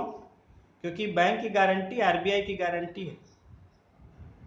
फटा हुआ नोट, कोई भी नोट जो है फटा हुआ भी है तो बैंक में एक्सचेंज होता है। फटा हुआ नोट दे के पूरा आधा फाड़ के दे देंगे जाके। हाँ हाँ हाँ, यस, दूसरा नोट हाँ देगा। नया नोट दे देगा, दूसरा नोट देना चाहिए उसको देगा। तो खैर अभी हम उस पर नहीं जा रहे हैं। मेन हमारा जो इशू है कि करेंसी का गारंटी कौन देता है, तो सेंट्रल बैंक जो भी होता है किसी देश का या वहाँ की सरकार। सेंट्रल बैंक बेसिकली देश का सरकार का रिप्रेजेंटेटिव होता है, तो वहाँ की सरकार उसका गारंटी करती है। और इसी तरह जब देशों के बीच भी व्यापार होता है तो वहाँ भी इसी तरह से गारंटी देना पड़ता है। समझ गए? देशों को भी जब आपस में व्यापार करते हैं, इंपोर्ट एक्सपोर्ट होता है कंट्रीज के बीच में, तो वहां भी इसी तरह गारंटी की जरूरत पड़ती है। तो हाँ, फिलहाल मैं बता रहा था कि करेंसी जो है, जैसे एक 500 रुपए की करेंसी है, मैंने ले लिया, मैं तो जान नहीं रहा हूं कि क्या क्या करेंसी है, और मैं ले लिया, कोई नकली नोट किसी से ले लिया जो नोट रियल नहीं है। अब वो नोट कोई लेगा हमसे? नहीं लेगा। उसके बदले कुछ देगा मुझे? कोई भी नहीं देगा, क्योंकि वो नोट रियल नहीं है, उसकी गारंटी नहीं दे रहा है कोई सरकार। लेकिन जो ऑफिशियल नोट है उसकी गारंटी सरकार देता है। और दूसरा एक और बात, आप नोट जो है, करेंसी नोट है, उसको फाड़ नहीं सकते हैं, उसको डैमेज नहीं कर सकते हैं। It is a crime. Currency note? Yes, क्योंकि वो नोट आपकी प्रॉपर्टी नहीं है, वो नोट आरबीआई का है। आपके पास सिर्फ वो एक्सचेंज करने के लिए दिया गया है, उसको आप डैमेज नहीं कर सकते हैं। आप ये नहीं कर सकते हैं कि अरे भाई मेरा पैसा है, मैं फाड़ दूं, आग लगा दूं, जो करूं। तो नहीं, because that currency is a property of RBI. हमारे कि नोट फाड़ करके जा रहे हैं एक्सचेंज कराने के लिए, तो फंस जाएंगे। नहीं, फंस नहीं जाएंगे। वो तो मैं क्या कह रहा हूं कि वो ठीक है, आपको फटा हुआ मिला, डैमेज हो गया, तो वो अलग चीज है। लेकिन कहने का मतलब आप ये नहीं सोच सकते हैं कि ये नोट मेरा प्रॉपर्टी है, मैं इसको जला दूं, मैं इसको फाड़ दूं। ठीक है, आप उसमें कहते हैं कि ये डैमेज हो गया, ये फटा हुआ, मुझे कहीं फट गया या मिल गया, गलती से फट गया, जानबूझ के आप फाड़ना, उसको क्राइम है, क्योंकि वो आपका प्रॉपर्टी नहीं है, वो आरबीआई का प्रॉपर्टी है। और आरबीआई चाहेगा तो आपसे वापस ले लेगा उसको, बदले में आपको वैल्यू दे देगा। लेकिन वो नोट जब चाहे, देखिए जो डी मोनिटाइजेशन हुआ, जो नोट वापस लिए गए पुराने 500,000 के नोट, तो हुआ ना, आरबीआई ने वापस ले लिया कि भाई नोट लौटाओ सब हमारा, उसके बदले हम आपको दूसरा नोट देंगे। तो हुआ, सबसे लिया गया। तो चलिए, खैर हमें यह समझना था कि जो करेंसी होती है उसकी गारंटी देती है गवर्नमेंट। 2000 का नोट बंद हो गया है ना? हाँ, बंद हो गया है। केवल 500 तक का ही देती है। हाँ, नया छप नहीं रहा है, और पुराना जो है, जो निकला हुआ है मार्केट में, उसको कहा जा रहा है बैंकों से कि उसको आप कलेक्ट लोगों से ले लीजिए, उसको आप डालिए नहीं एटीएम में, उसको और बाहर सर्कुलेट नहीं कीजिए, उसको हटाने का चल रहा है। तो वो लोगों से ले लिया जा रहा है अभी, मतलब वैलिड है, जैसे वो नोट वैलिड है, लेकिन अब बैंक उसको वापस सर्कुलेट नहीं कर रहे हैं। तो आपको कहीं भी एटीएम में 2000 का नोट नहीं मिलेगा, और आप अगर एक बार बैंक के पास पहुंच जाता है तो फिर बैंक उसको रख लेता है, उसको फिर बाहर नहीं जाने देता है। तो नोट अभी वैलिड है, लेकिन उसको अब सर्कुलेट नहीं किया जा रहा है, इसलिए अब आम लोगों के बीच में देखने में कम आ रहा है। तो मतलब 500 तक ही लास्ट है। यस। तो ये देखिए करेंसी और मनी की बात है। पहले राजाओं के देखिए उस पर मोहर होती थी, चित्र होता था, जो कि गारंटी होता था। अब जो है देखिए हमारे गांधी जी का फोटो रहता है और साइन होता है आरबीआई का।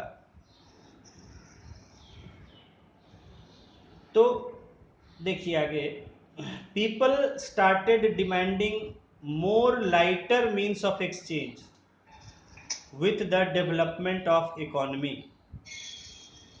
जैसे जैसे इकोनॉमी डेवलप होती गई, लोग हल्की करेंसी की मांग करने लग गए, क्योंकि ज़्यादा पैसा लेके कैरी करना बड़ा मुश्किल होता था।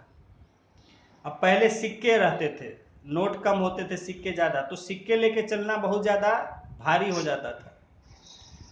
तो करेंसी का आया, करेंसी। अब करेंसी में भी है कि ज़्यादा वैल्यू लेके चलना वहाँ भी मुश्किल, इसलिए बड़े बड़े करेंसी आए ताकि उसमें एफर्ट नहीं लगे जाए। जैसे मैंने बताया कि 1 लाख रुपया आप आराम से जेब में रख के, 2-2 हज़ार का नोट है, 50 नोट रख लिए, हो गया 1 लाख रुपया।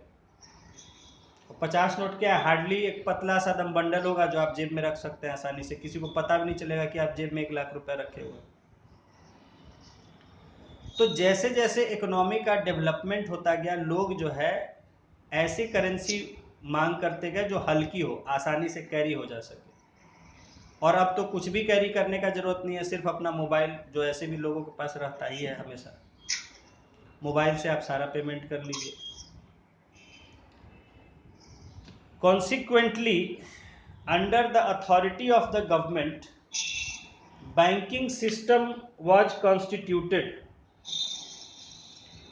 with the help of which it became more easier to transfer money from one place to another, known as check। कहा जा रहा है कि जैसे सरकार बनने लग गई, तो सरकार के अधिकार से एक बैंकिंग व्यवस्था बनाई गई, जिसकी मदद से पैसों का लेन देन और एक जगह से दूसरे जगह ले जाना बड़ा आसान हो गया, चेक के माध्यम से। देखिए, चेक क्या होता है? बैंक में हमारा पैसा है, उस पैसे को हम कहीं भी यूज कर सकते हैं बाय यूजिंग चेक। उस बैंक का चेक, हमें बैंक चेक देता है, वो बैंक का करेंसी है। तो वो चेक जो है हम कहीं भी काट के पेमेंट दे सकते हैं उस बैंक का चेक। तो वहां हमें एक्चुअल करेंसी को कैरी करने का जरूरत नहीं है, और एक ही चेक से हम चाहें तो 10 लाख, 1 करोड़, 5 करोड़ जितना पेमेंट करना है कर सकते हैं। उसके लिए हमें भर भर के सूटकेस पैसा ले जाने की कहीं जरूरत नहीं है, और डरते रहें, पता चला कि लैट्रिन हो गया, पेशाब हो गया, डर के मारे कि कोई लूट न ले। ठीक है, पैसा को कैरी करना भी भारी हेडेक है। एक जगह से कह दिया जाए कि पटना से मुजफ्फरपुर ले जाइए तो 10 लाख रुपया, देखिए उसके लिए 10 आदमी साथ में ले जाना पड़ेगा। लेकिन चेक के रूप में आसानी से लोग, कोई जान भी नहीं रहा है कि भाई इनके पास इतना पैसा है। तो चेक जो है एक बहुत आसान तरीका हो गया पैसा को कैरी करने के लिए और ट्रांसफ़र, वैल्यू ट्रांसफ़र करने के लिए। आप एक चेक में काट के देते, लिख के, हाँ 10 लाख रुपया इनको पे करना है, उसको 10 लाख रुपया मिल जाएगा। तो चेक जो है कहते हैं कि जिससे बैंकों के हेल्प से हम मनी ट्रांसफ़र करते हैं one place to another. This is issued by one individual और institution in name of another individual और institution, and money is exchanged and transferred under authorisation of government. तो चेक जो है, देखिए चेक इशू कौन करता है? जिस बैंक में हमारा पैसा होता है, यानी एक इंस्टीट्यूशन इशू करता है। किस नाम इशू करता है? किसी दूसरे के नाम इशू करता है। वो दूसरा कोई भी, कोई व्यक्ति हो सकता है, कोई इंडिविजुअल हो सकता है, कोई कंपनी हो सकता है, कोई ऑर्गेनाइजेशन हो सकता है। चेक किसी के भी नाम भी बनाया जा सकता है। मैं किसी जगह से, मैं यहाँ जाके अलंकार से जो है कोई मारुति कार खरीदता हूँ, तो अलंकार के नाम चेक लिख दूंगा कि लीजिए अलंकार मोटर्स को 10 लाख रुपया पे किया जाए। तो किसी व्यक्ति को पेमेंट की एक बेयरर्स चेक होता है, वो चेक जो भी जिसके पास हाथ में होगा उसको पैसा मिल जाएगा। एक अकाउंट पे ही चेक होता है कि जो अकाउंट जिस व्यक्ति का उसमें होगा उसी अकाउंट में दिया जाएगा पैसा, हाथ में नहीं दिया जाएगा। या जिस बैंक का, जिस कंपनी का अकाउंट है, जिस ऑर्गेनाइजेशन का अकाउंट है, जो भी है उसमें वो दिया जाएगा। तो चेक इशू एक बैंक करता है और किसी दूसरे इंडिविजुअल, कंपनी, बैंक और संस्था किसी के नाम भी हो सकता है। और इसका ये जो चेक के माध्यम से होता है, ये कैसे होता है? ये जो है चेक के माध्यम से जो होता है वो सरकार की निगरानी में होता है, सरकार की सुरक्षा में होता है। तो चेक से किया हुआ ट्रांसफर या ट्रेड आपको कोई धोखा नहीं दे सकता है, आपको कोई उसका पैसा गलत नहीं हो सकता है, क्योंकि वो सरकार के नज़र में होता है। तो देखिए बहुत सारे पहले होते थे ऑफिशियल जो है चीज़ें, वो चेक मांगते थे कि चेक, आज भी सरकार से आप करेंगे तो कैश कम होता है, ट्रांजैक्शन चेक मांगा जाता है। अब तक कुछ समय पहले तक था, अब तो ऑनलाइन हो जाता है बहुत चीज़ है। कुछ समय पहले तक वहाँ सिर्फ चेक लिए जाते थे, क्योंकि चेक के माध्यम से जो पेमेंट आएगा वो सुरक्षित होगा, उसको बैंक भी वेरीफाई करेगा, सरकार भी वेरीफाई करेगा। और जहाँ लोग अनवेरीफाइड, सरकार को नहीं वो इन्वॉल्व, तो वहाँ कैश से करते थे, लो भाई कैश ले लो, क्योंकि कैश का कोई हिसाब नहीं होता है, कहाँ से आया कहाँ गया। तो इसीलिए जहाँ सिंपल और अनसिक्योर्ड डीलिंग होता है वहाँ कैश का यूज होता है, और यही होता है ब्लैक मनी। व्हाइट मनी जो होगा वो चेक से लोग करेगा या अकाउंट से। अब देखिए, अब जितना है अब क्या है, अकाउंट से हो रहा है। अब उसमें ब्लैक मनी अकाउंट से नहीं हो रहा है, ब्लैक मनी होगा कैश से होगा, क्योंकि अकाउंट में जहाँ तो सब सरकार की नज़र में है, सब बैंक के इंफॉर्मेशन सब आपके बैंक के पास है, सरकार के पास है।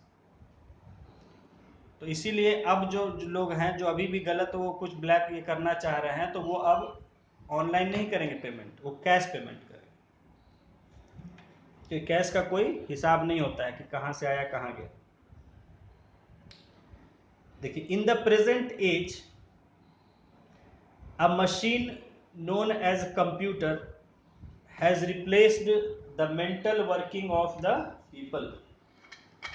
कहा जा रहा है कि आज के समय में एक मशीन आ चुका है कंप्यूटर नाम से, जो कि लोगों की सोच को रिप्लेस कर दिया। मतलब अब आदमी के जगह कंप्यूटर सोचता है।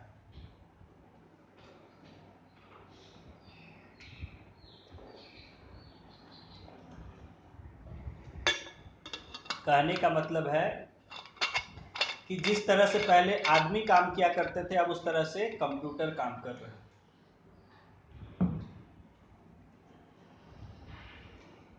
This is an invention of the human mind, which has a more memorizing capacity in comparison to men। ये आदमी के ही दिमाग का उपज है। कंप्यूटर जो बनाया किसने बनाया? आदमी नहीं बनाया अपने दिमाग का इस्तेमाल करके, लेकिन इसकी जो याद रखने की, डेटा को रखने की जो कैपेसिटी है वो आदमी के दिमाग से बहुत ज़्यादा है। जितना आज कंप्यूटर में डेटा है आप दिमाग में रख पाइएगा? Not possible. आदमी का दिमाग लिमिटेड है स्टोरेज, कंप्यूटर का अनलिमिटेड है।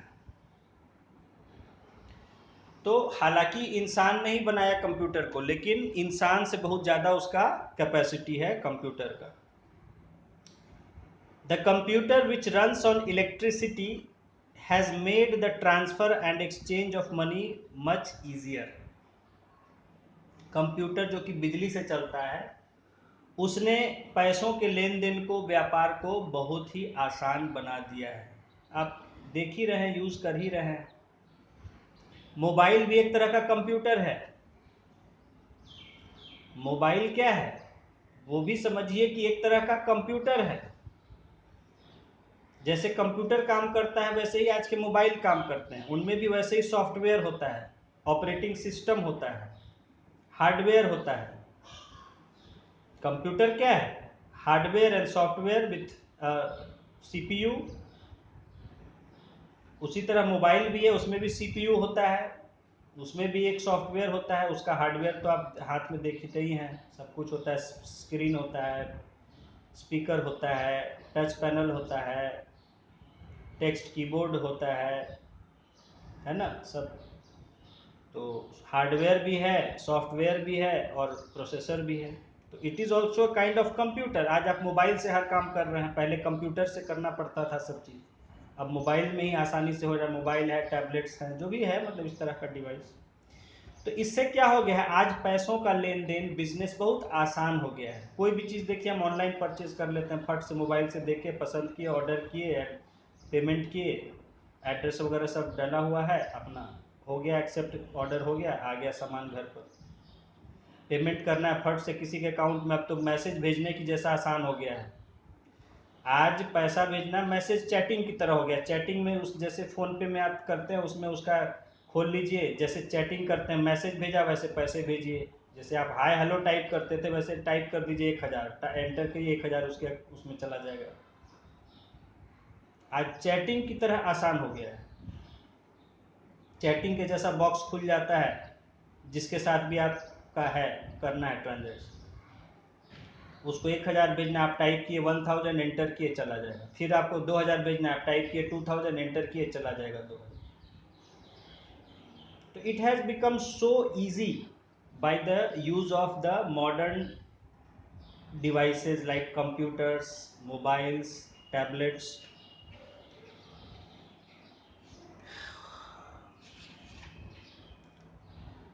What is a computer? Look at the picture 1.1. Today,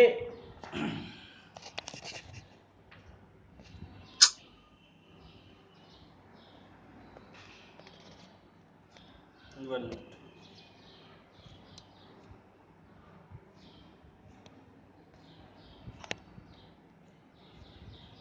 Today, computer has become a means of information,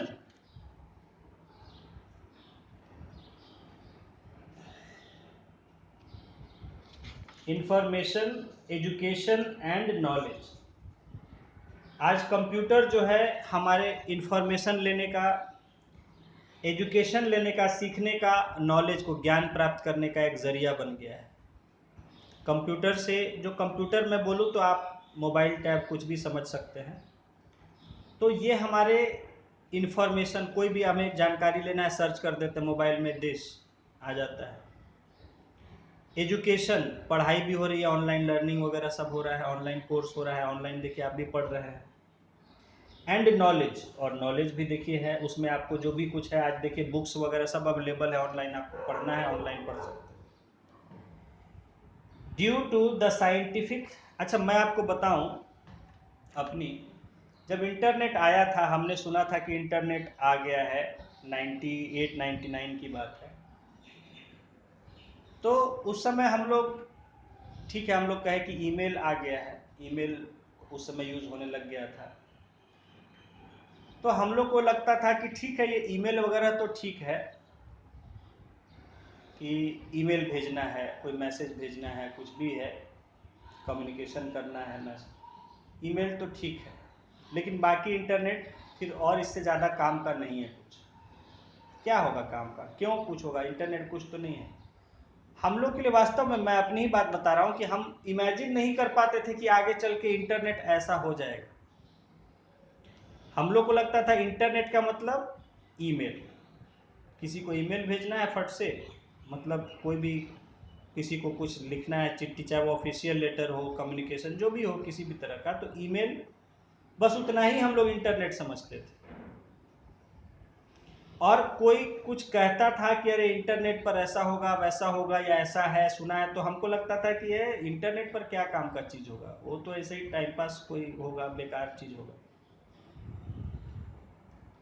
Wikipedia भी जब बन रहा था तो ये भी हम बेवकूफ़ी समझते थे। विकिपीडिया जिस समय तैयार हो रहा था, हम लोग भी उसको बहुत कंट्रीब्यूट किए हैं। तो उस समय भी जो लोग कर रहे थे, इसमें करते थे, तो हमको लगता था करने दो, टाइम पास है, लोग अपना कर रहे हैं कुछ कुछ, ये सब क्या बेकार चीज़ है, विकिपीडिया कौन देखेगा, करेगा। और आज देखिए विकिपीडिया आज ऑफिशियल इंसाइक्लोपीडिया बन चुका है। कोई भी चीज़ सर्च करना है आपको, उसका ऑथेंटिक हर चीज़ का विकिपीडिया पर अवेलेबल है।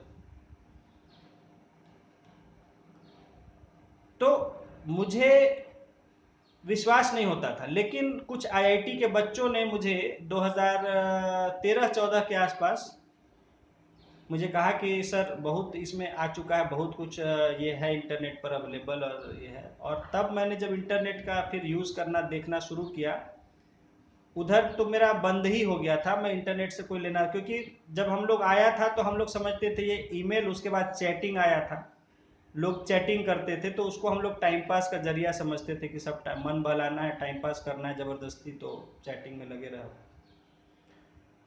तो बाकी मुझे वाहियात लगता था, तो कुछ मैं करता नहीं था इंटरनेट से।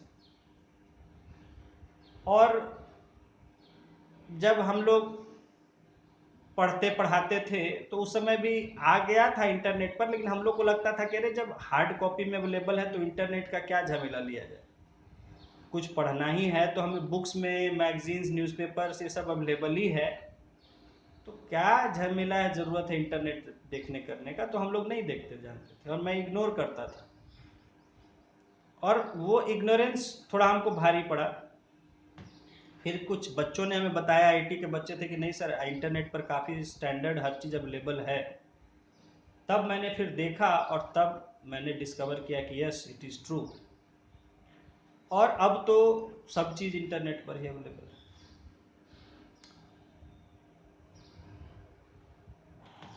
तो आप समझ सकते हैं कि इंटरनेट का क्या महत्व है। Due to the scientific invention and its usage, where bigger computers were in use, nowadays laptops have taken its place। कहा जा रहा है कि जैसे जैसे साइंस का इन्वेंशन होता गया, नए नए टेक्नोलॉजी आते गई, तो कंप्यूटर से फिर लैपटॉप्स जो है आ गए। Due to increasing demands and scientific inventions, computer technicalities can be used on mobile phones also. और वही कह रहा है कि अब जैसे जैसे डिमांड बढ़ता गया, कंप्यूटर का सारा काम मोबाइल फ़ोन पर भी हो जाता है। This has been possible only due to the increasing demands of the people and scientific inventions. ये कैसे संभव हो पाया है कि आज हम मोबाइल पर ही हर चीज़ कर लेते हैं? क्योंकि लोगों ने डिमांड किया, लोग चाहते थे कि हाँ, सोचते थे, लोग इच्छा करते थे कि वो मोबाइल में हो जाता, जाना पड़ता है ऑफिस, सरकारी ऑफिस, यहाँ जाइए वहाँ जाइए, धक्के खाना पड़ता है, भीड़ लगा। आज देखिए, आज अभी हम बता रहे थे आपको लेटेस्ट कि IGIMS या एम्स ऐसे हॉस्पिटल जाते हैं, वहाँ लंबी भीड़ होती है, इतना भीड़ होता है, हर चीज़ के लिए इतना टाइम वेस्ट होता है। हम लोग परेशान रहते थे, इसका कोई सॉल्यूशन हो जाए तो कितना अच्छा हो।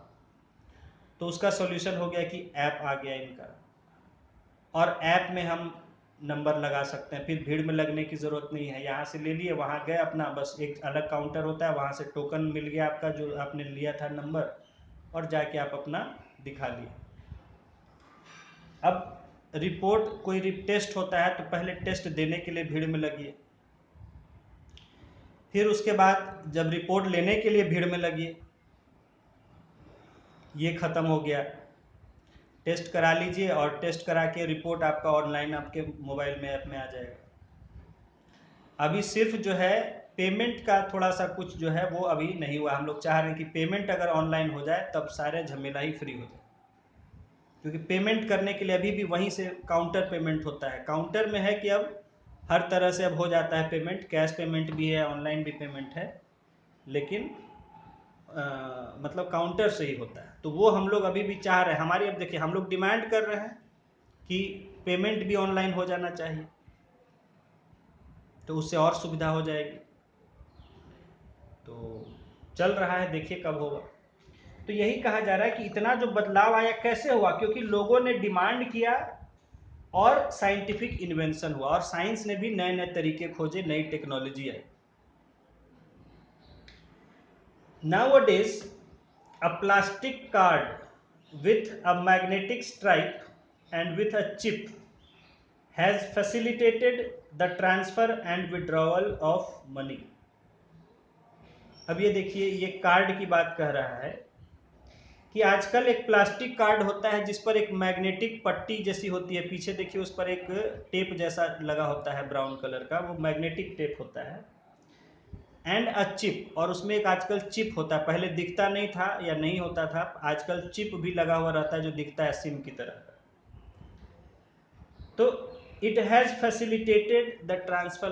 तो कार्ड से आप, एटीएम कार्ड की बात कर रहा है कि उससे आप पैसे जो है एटीएम से भी निकाल सकते हैं, उससे ऑनलाइन ट्रांजैक्शन भी कर सकते हैं, लेन देन, भेजना है पैसा, निकालना है, रिसीव कर, जो भी है, मतलब कार्ड से बहुत आसान हो गया है। When a person is able to do transaction of money without any delay, it is known as core banking system। देखिए, कहा जा रहा है कि जब कोई व्यक्ति पैसों का कोई ट्रांजैक्शन बिना कोई समय गंवाए कर सकता है तो इसको हम कोर बैंकिंग कहते हैं। ठीक है। In the same manner, a person who has a plastic card with mechanical marks can easily withdraw money from an indicated place anytime। ये कह रहा है कि जिसके पास कार्ड होता है वो एक जगह से किसी भी समय पैसा निकाल सकता है, एटीएम की बात कह रहा है। All this is done with help of an electrically operated computer। और ये सब किसकी मदद से होता है? कंप्यूटर्स की मदद से होता है। The indicated place from where the customer can withdraw money is known as ATM, automatic teller machine। Teller कहते थे जहां से हम पैसा निकालते थे, कैश लेते थे, उसको टेलर कहा जाता है बैंक में। तो इसको नाम दिया गया ऑटोमेटिक टेलर मशीन, जो अपने आप ऑटोमेटिक है, अपने आप चलता है, और टेलर मशीन है यानी जो पैसे देने वाली मशीन है। तो उसको शॉर्ट में कह दिया गया एटीएम। तो एटीएम कार्ड और एटीएम मशीन। तो एटीएम कार्ड से कभी भी आप एटीएम मशीन से जाके पैसे निकाल सकते हैं। दिन रात देखने की ज़रूरत नहीं है बैंक खुला है कि बंद है, और मेरा ब्रांच कहाँ है, ब्रांच खोज रहे हैं। एटीएम क्या है, कहीं भी किसी भी एटीएम से आप पैसे निकाल ले सकते हैं किसी भी समय। Thus we can see how we have progressed from the barter system to the system of money exchange। तो कहा जा रहा है कि इस तरह हम देख सकते हैं कि किस तरह से हम बार्टर सिस्टम से डेवलप होते हुए आज मनी एक्सचेंज पर आ चुके हैं। Today we have entered into core banking system which has surpassed the use of cheque. आज हम कोर बैंकिंग सिस्टम के कंसेप्ट पर आ गए हैं जो कि चेक वगैरह के सिस्टम से काफ़ी आगे बढ़ चुका है। बिसाइड्स इट, अब देखिए मेरे पास एक चेकबुक पड़ा हुआ है, उसमें नया का नया पूरा बंडल पड़ा हुआ है, कब का है, 5-10 साल पहले का है, 5 साल का पहले का है, कब का है, उसमें एक चेक आज तक फटे। कौन अब चेक से करता है? किसके पास समय है बैंक जाके चेक से करने का? ATM card. और अब तो एटीएम, अब मेरा एटीएम भी एक्सपायर हो चुका है, और वो भी मैं मंगा नहीं रहा हूँ बैंक से, उसको भी एक्सपायर हुए कई महीने हो गए। ठीक है, मैं भी छोड़ दिया हूँ कि छोड़ो, ज़रूरत क्या है, जब आज मोबाइल यूपीआई से सब काम हो रहा है तो क्या ज़रूरत है एटीएम कार्ड। तो I am not asking the bank to give me the fresh one. तो देखिए कि कहाँ हम एक बार्टर सिस्टम से आज यूपीआई पर आ चुके हैं। Besides ATM, we also have the facility of debit card and credit card। ये बहुत पुरानी बातें हैं डेबिट कार्ड और क्रेडिट कार्ड की। This is also one of the areas of economic development। तो ये भी जो है एक आर्थिक विकास का ही जो है एरिया है, यानी क्षेत्र की एक तरह। ये हम मॉनिटरी डेवलपमेंट पढ़ रहे थे कि किस तरह से मनी का डेवलपमेंट हुआ, तो इसको हम कहते हैं मॉनिटरी डेवलपमेंट। बार्टर सिस्टम से लेके आज यूपीआई तक हम आए हैं, गूगल पे, फोन पे, पेटीएम और क्या क्या है। तो ये जो है इसको हम बोलते हैं मॉनेटरी डेवलपमेंट, यानी development of money and economy based on money. आज हर चीज मनी पर बेस्ड है। आज जो है हर चीज, हर मनी, ये दिल मांगे मनी, एक कोई गाना है ऐसे ही, गाने का मुझे कुछ वर्ड्स याद आ रहा है ऐसे ही कि ना, क्या तो है मुझे ध्यान नहीं आ रहा है, कि मतलब कोई ना बेटा है, ना बाप है, ना भाई है, ना बहन है, बस मनी है। इस तरह का एक कोई गाना है कि मतलब हर चीज़ आज मनी से है। हाँ हाँ हाँ हाँ, मतलब मुझे ऐसा उसका कुछ याद पड़ रहा है, उसी का है कुछ ऐसा। तो कहने का मतलब है कि आज everything is centred on money. Money है तो सब कुछ है, मनी नहीं है तो कुछ भी नहीं है। ठीक है, तो ये हमने मॉनेटरी डेवलपमेंट देख लिया, जिसको यहाँ सम अप किया गया है।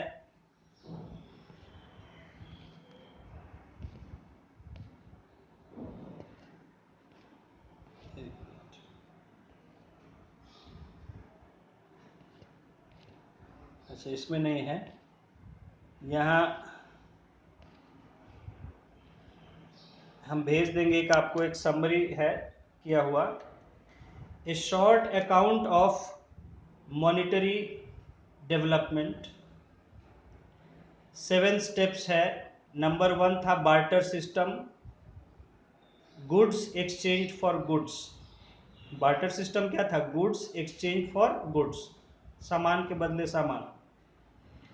फिर नंबर 2 आया monetary system, exchange of goods and services in terms of money. Number 3 banking system, the exchange activity through the medium of cheque. देखिए, जब बैंक आया था तभी चेक का कंसेप्ट आया था कि उस बैंक में जहां पैसा रख रहे हैं वो आपको एक कुछ कागज देता था, इशू करता था, जिसका यूज करके आप पैसे का लेन देन किसी के साथ भी कर सकते थे। जैसे कि लोगों को कहीं व्यापार करने, बिजनेस, विदेश जाना होता था और उनका स्टेट बैंक ऑफ इंडिया में अकाउंट है, तो वो क्या है, अपने साथ चेकबुक ले जाते थे और कहीं भी गए जहां उनको पेमेंट करना है वहां उसका चेक काट के दे दिए कि लीजिए इस बैंक का चेक है, तो वो उसको पेमेंट हो जाता था। तो बैंकिंग सिस्टम जो आया, मतलब the exchange activity through the medium of cheque. Number 4, इसके बाद क्या आया? Core banking system. Under the core banking system, by the use of one indicator for one individual, money is transferred to another individual in another place. Core banking system, जो जैसे RTGS कहते हैं, NEFT कहते हैं, है ना, ये सब एनईएफटी, आरटीजीएस और अब यूपीआई वगैरह जो आ गया है, core banking system. Then number 5 ATM, the facility. आपको भेज दे रहे हैं, देखिए इसको टेलीग्राम पर हम भेज दे रहे हैं।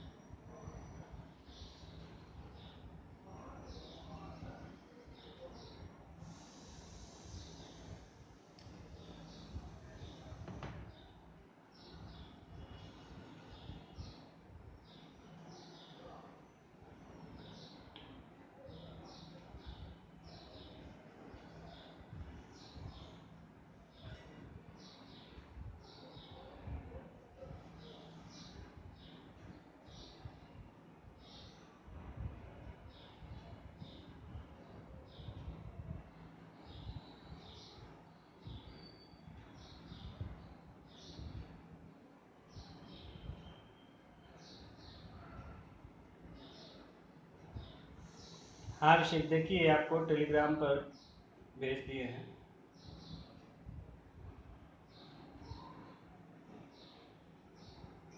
Yes sir. तो ये है ए short account of monetary development. तो 7 स्टेप्स में मॉनेटरी डेवलपमेंट को इसमें दिखाया गया है। तो मैं आपको यहाँ नंबर 4 तक पढ़ चुका हूँ। फर्स्ट है बार्टर सिस्टम, सेकंड है मॉनेटरी सिस्टम, थर्ड है बैंकिंग सिस्टम आया, फिर उसके बाद आया कोर बैंकिंग सिस्टम, फिर ATM, the facility of withdrawal of money at any bank at any time by use of a plastic card with a magnetic stripe. फिर आया number 6 debit card. Debit card is a plastic payment card that provides the card holder electronic access to his or her bank account at a financial institution। अब देखिए debit card में क्या है, या जो भी कार्ड हो, मतलब डेबिट ही कार्ड होता है, एटीएम कार्ड जो कहते हैं, कि आप उससे खाली पैसा ही निकालना नहीं बल्कि और भी कई सारे अपने अकाउंट से जुड़े हुए काम कर सकते हैं एटीएम मशीन से।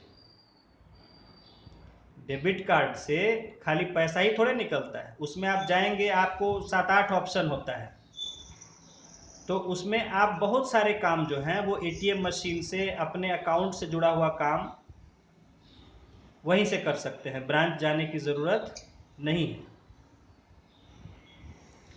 तो वो आपके एक तरह से बैंकिंग आपको एक एटीएम से ही दे देता है। आज कुछ ही काम है जिनके लिए अकाउंट वहीं ब्रांच जाना पड़ता है, नहीं तो ज़्यादातर काम जो है एटीएम से, और अब तो है आपके मोबाइल से ही हो जाता है।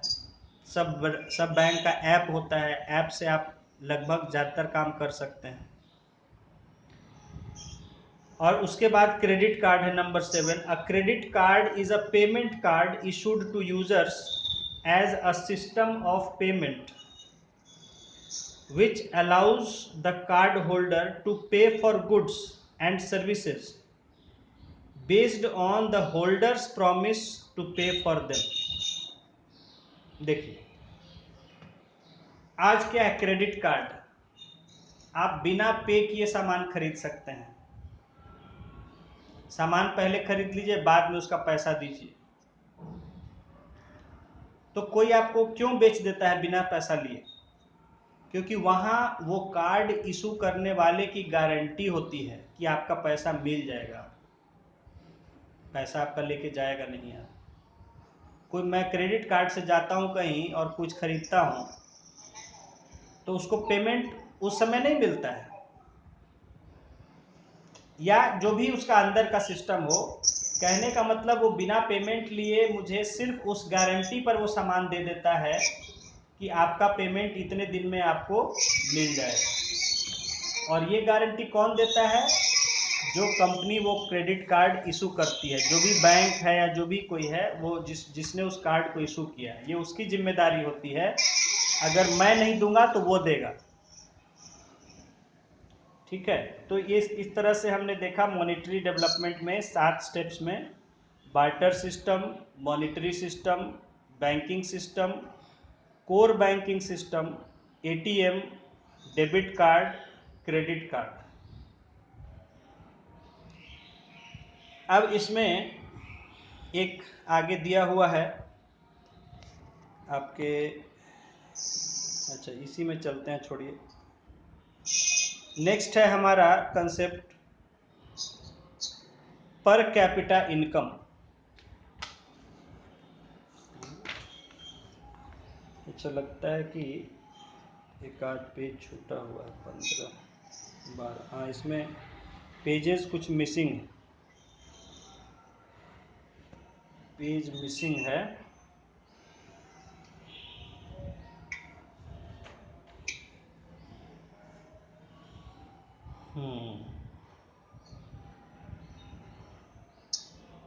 जस्ट 1 मिनट, हम आपको भेज दे रहे हैं, रुकिए इसका।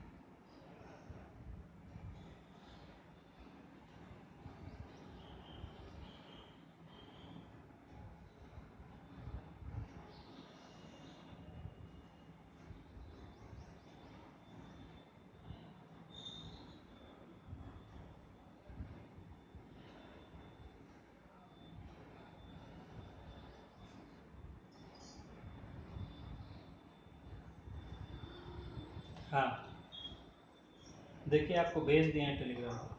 Yes, sir. 2 फोटोज अभी भेजे हैं आपको। 2 पेज आपका मिसिंग था actually. Should do it. 2 page missing है नोट्स में से, वो भेज दिए हैं स्कैन करके।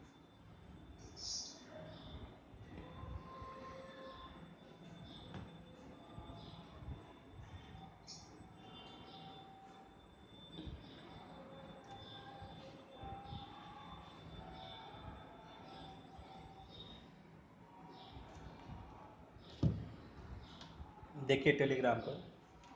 Yes, sir.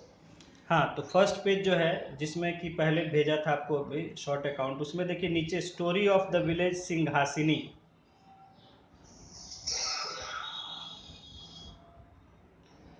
Story of the village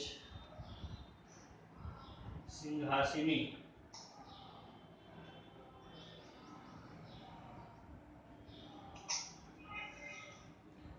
देखिए, a boy named Chhotu of village Singhasini under Ramgarhwa thana in east Champaran district of Bihar. Sir, अभी तो यहीं पे है। लीजिए, आप ही के बगल का कहानी है। Sir, होगा। In East Champaran district of Bihar, usually observed that his mother used to exchange vegetables for grains। कह रहा है कि एक लड़का जिसका नाम छोटू था, सिंहासनी गांव जो कि ईस्ट चंपारण जिले के पूर्वी चंपारण के रामगढ़वा थाना में पड़ता है। हाँ, तो ये हम ये देखता था बच्चा कि उसकी माँ जो है वो अनाज के बदले सब्जियां वो अदला बदली करती थी। Whenever he was in need of sugar, paper, pencil, etc., his mother used to give him grains which he exchanged for essentials that he needed। तो इसे जब भी अपने ज़रूरत की कोई चीज़ चाहिए होती थी, चीनी, कागज़, पेंसिल वगैरह, तो उसकी माँ उसे अनाज दे देती थी और कहती थी कि इसके बदले में ये सामान जाके दुकान से ले आओ।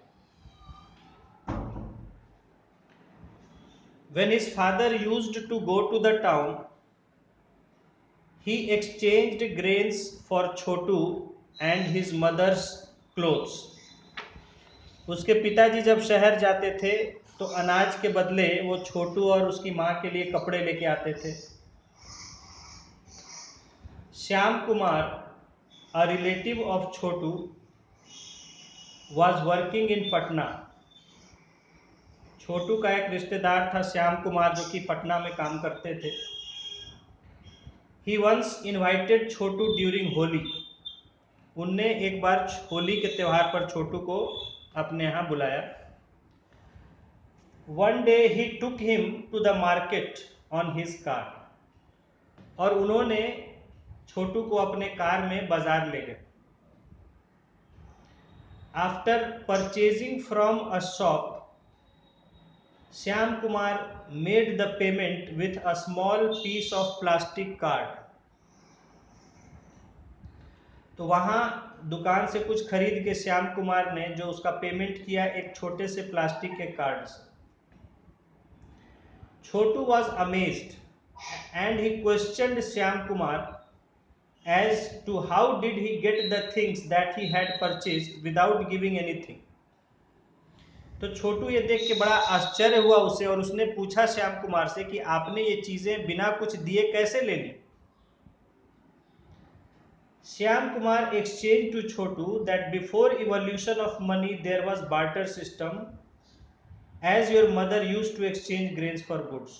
तो श्याम कुमार ने कहा कि जब पैसे और ये सब का नहीं इन्वेंशन हुआ था, नहीं ये चलन में था, तो पहले ये बार्टर सिस्टम जो है अदला बदली की व्यवस्था होती थी। जैसे तुम उसकी माँ जो है वो अनाज के बदले सामान खरीदती। It was monetary system in which your father sold grains for money and which he exchanged for goods। और कहे कि उसके बाद ये मॉनेटरी सिस्टम आया जिसमें उसके फादर यानी छोटू के फादर शहर आते हैं और वो अनाज के बदले पैसा ले लेते हैं और पैसा से फिर सामान जो है वो ले लेते थे इनके लिए। And today in this computerised banking system, और आज का जो कंप्यूटराइज्ड बैंकिंग सिस्टम है, the price of a good is paid with a small piece of plastic card. देखिए दूसरे पेज में चला गया, देख रहे हैं? हाँ, तो आज के समय में जब कंप्यूटराइज्ड बैंकिंग सिस्टम है, किसी भी सामान का जो कीमत है वो एक छोटे से प्लास्टिक कार्ड से अदा उसका जमा हो जाता है। Today we can make payments with the help of cheque also. आज के समय हम चेक से भी पेमेंट कर सकते हैं।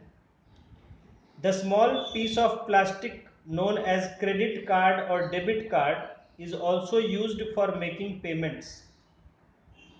और ये जो छोटा सा कार्ड है प्लास्टिक डेबिट कार्ड या क्रेडिट कार्ड, इसको हम पेमेंट करने के लिए भी इस्तेमाल करते हैं। He was amazed to hear facts from Shyam Kumar and was determined to communicate the development of exchange with his friends of school and village. तो छोटू ने जब ये बातें सुनी श्याम कुमार की तो उसे बड़ा आश्चर्य हुआ और उसने ये तय किया कि वो अपने गांव जाएगा, तो अपने स्कूल के और गांव के दोस्तों को ये सारी बातों के बारे में बताएगा कि कैसे अब नए नए तरीके खरीदने बेचने के आ गए। तो ये बेसिकली एक स्टोरी था जो दिखा रहा है कि कैसे गांव से जो जुड़ा हुआ बच्चा है जिसने इन चीज़ों को नहीं देखा है और मॉडर्न मीन्स ऑफ मनी वो देखता है शहर आके, तो उसे बड़ा आश्चर्य लगता है और वो नई बातें सीखता है। Now our next topic is index and measure of economic development. इसको हम लोग अब नेक्स्ट क्लास में करेंगे, आज थक गए। तो अब हमारा नया तो यहाँ तक हमने देखिए इकोनॉमिक डेवलपमेंट का कंसेप्ट समझ लिया। नहीं, ये बैंकिंग नहीं है, ये जो है इकोनॉमी का बेसिक है। इसके बाद हाँ मनी बैंकिंग का अलग से चैप्टर आएगा आपका, उसमें सारा कुछ मनी और बैंकिंग का पूरा डिटेल होगा। अभी हम लोग इकोनॉमी का स्टडी शुरू किए हैं, तो पहले हमने इकोनॉमी समझा, फिर हमने इकोनॉमिक डेवलपमेंट समझा, स्ट्रक्चर ऑफ इकोनॉमी देखा, फिर इकोनॉमिक डेवलपमेंट समझ रहे थे। तो ये उसी इकोनॉमिक डेवलपमेंट का एक तरह से स्टोरी था कि कैसे इकोनॉमी का डेवलपमेंट होता है और कैसे मनी का डेवलपमेंट हुआ। तो हमने थोड़ा थोड़ा जाना कि मनी का कैसे कैसे क्या फॉर्म्स आया और आज किस तरह से मनी यूज़ होता है इकोनॉमी में। इसके बाद हम लोग समझेंगे कि इकोनॉमिक डेवलपमेंट को कैसे मेज़र किया जाता है, किस यूनिट में मेज़र करते हैं, यानी हमारी इकोनॉमी डेवलप हो रही है तो कैसे पता करेंगे, कैसे हम जानते हैं कि हमारा इकोनॉमी का कितना डेवलपमेंट हो रहा है या इकोनॉमी हमारा कितना वैल्यू उसका है, दूसरे देश का इकोनॉमी का क्या वैल्यू है, कितना उसका डेवलपमेंट हुआ है, क्या हमसे वो आगे है पीछे है, उसका डेवलपमेंट का जो रेट है वो हमारे बराबर है, हमसे कम है, ज़्यादा। इन सब बातों को कैसे समझते हैं, कैसे नापते हैं, ये अपने आप में अब एक अलग बड़ा टॉपिक है। तो ये है हम नेक्स्ट क्लास में शुरू करेंगे, that is index and measures of economic development. Economy को मेज़र करने का, उसके डेवलपमेंट को मेज़र करने का, जैसे यहाँ पर आपको है सबसे पहला तरीका है नेशनल इनकम, फिर है पर कैपिटा इनकम, फिर आगे आएगा ह्यूमन डेवलपमेंट इंडेक्स। ये अलग अलग जो है ये इंडेक्स हैं। अब समझाएंगे, इसको समझाना पड़ेगा डिटेल में, ये एडवांस कंसेप्ट अब शुरू हो चुका है कि कैसे हम लोग किसी देश की इकोनॉमी को मेज़र करते हैं कि उसका इकोनॉमी कितना, क्या वैल्यू है उसका, कितना बड़ा है, कितना डेवलपमेंट हो रहा है, और कंपेयर करते हैं अलग अलग देशों का इकोनॉमी को। तो कैसे कंपेयर करेंगे, इन सब चीज़ों के बारे में नेक्स्ट क्लास में जो है हम पढ़ेंगे, जिसका पहला टॉपिक होगा नेशनल इनकम, फिर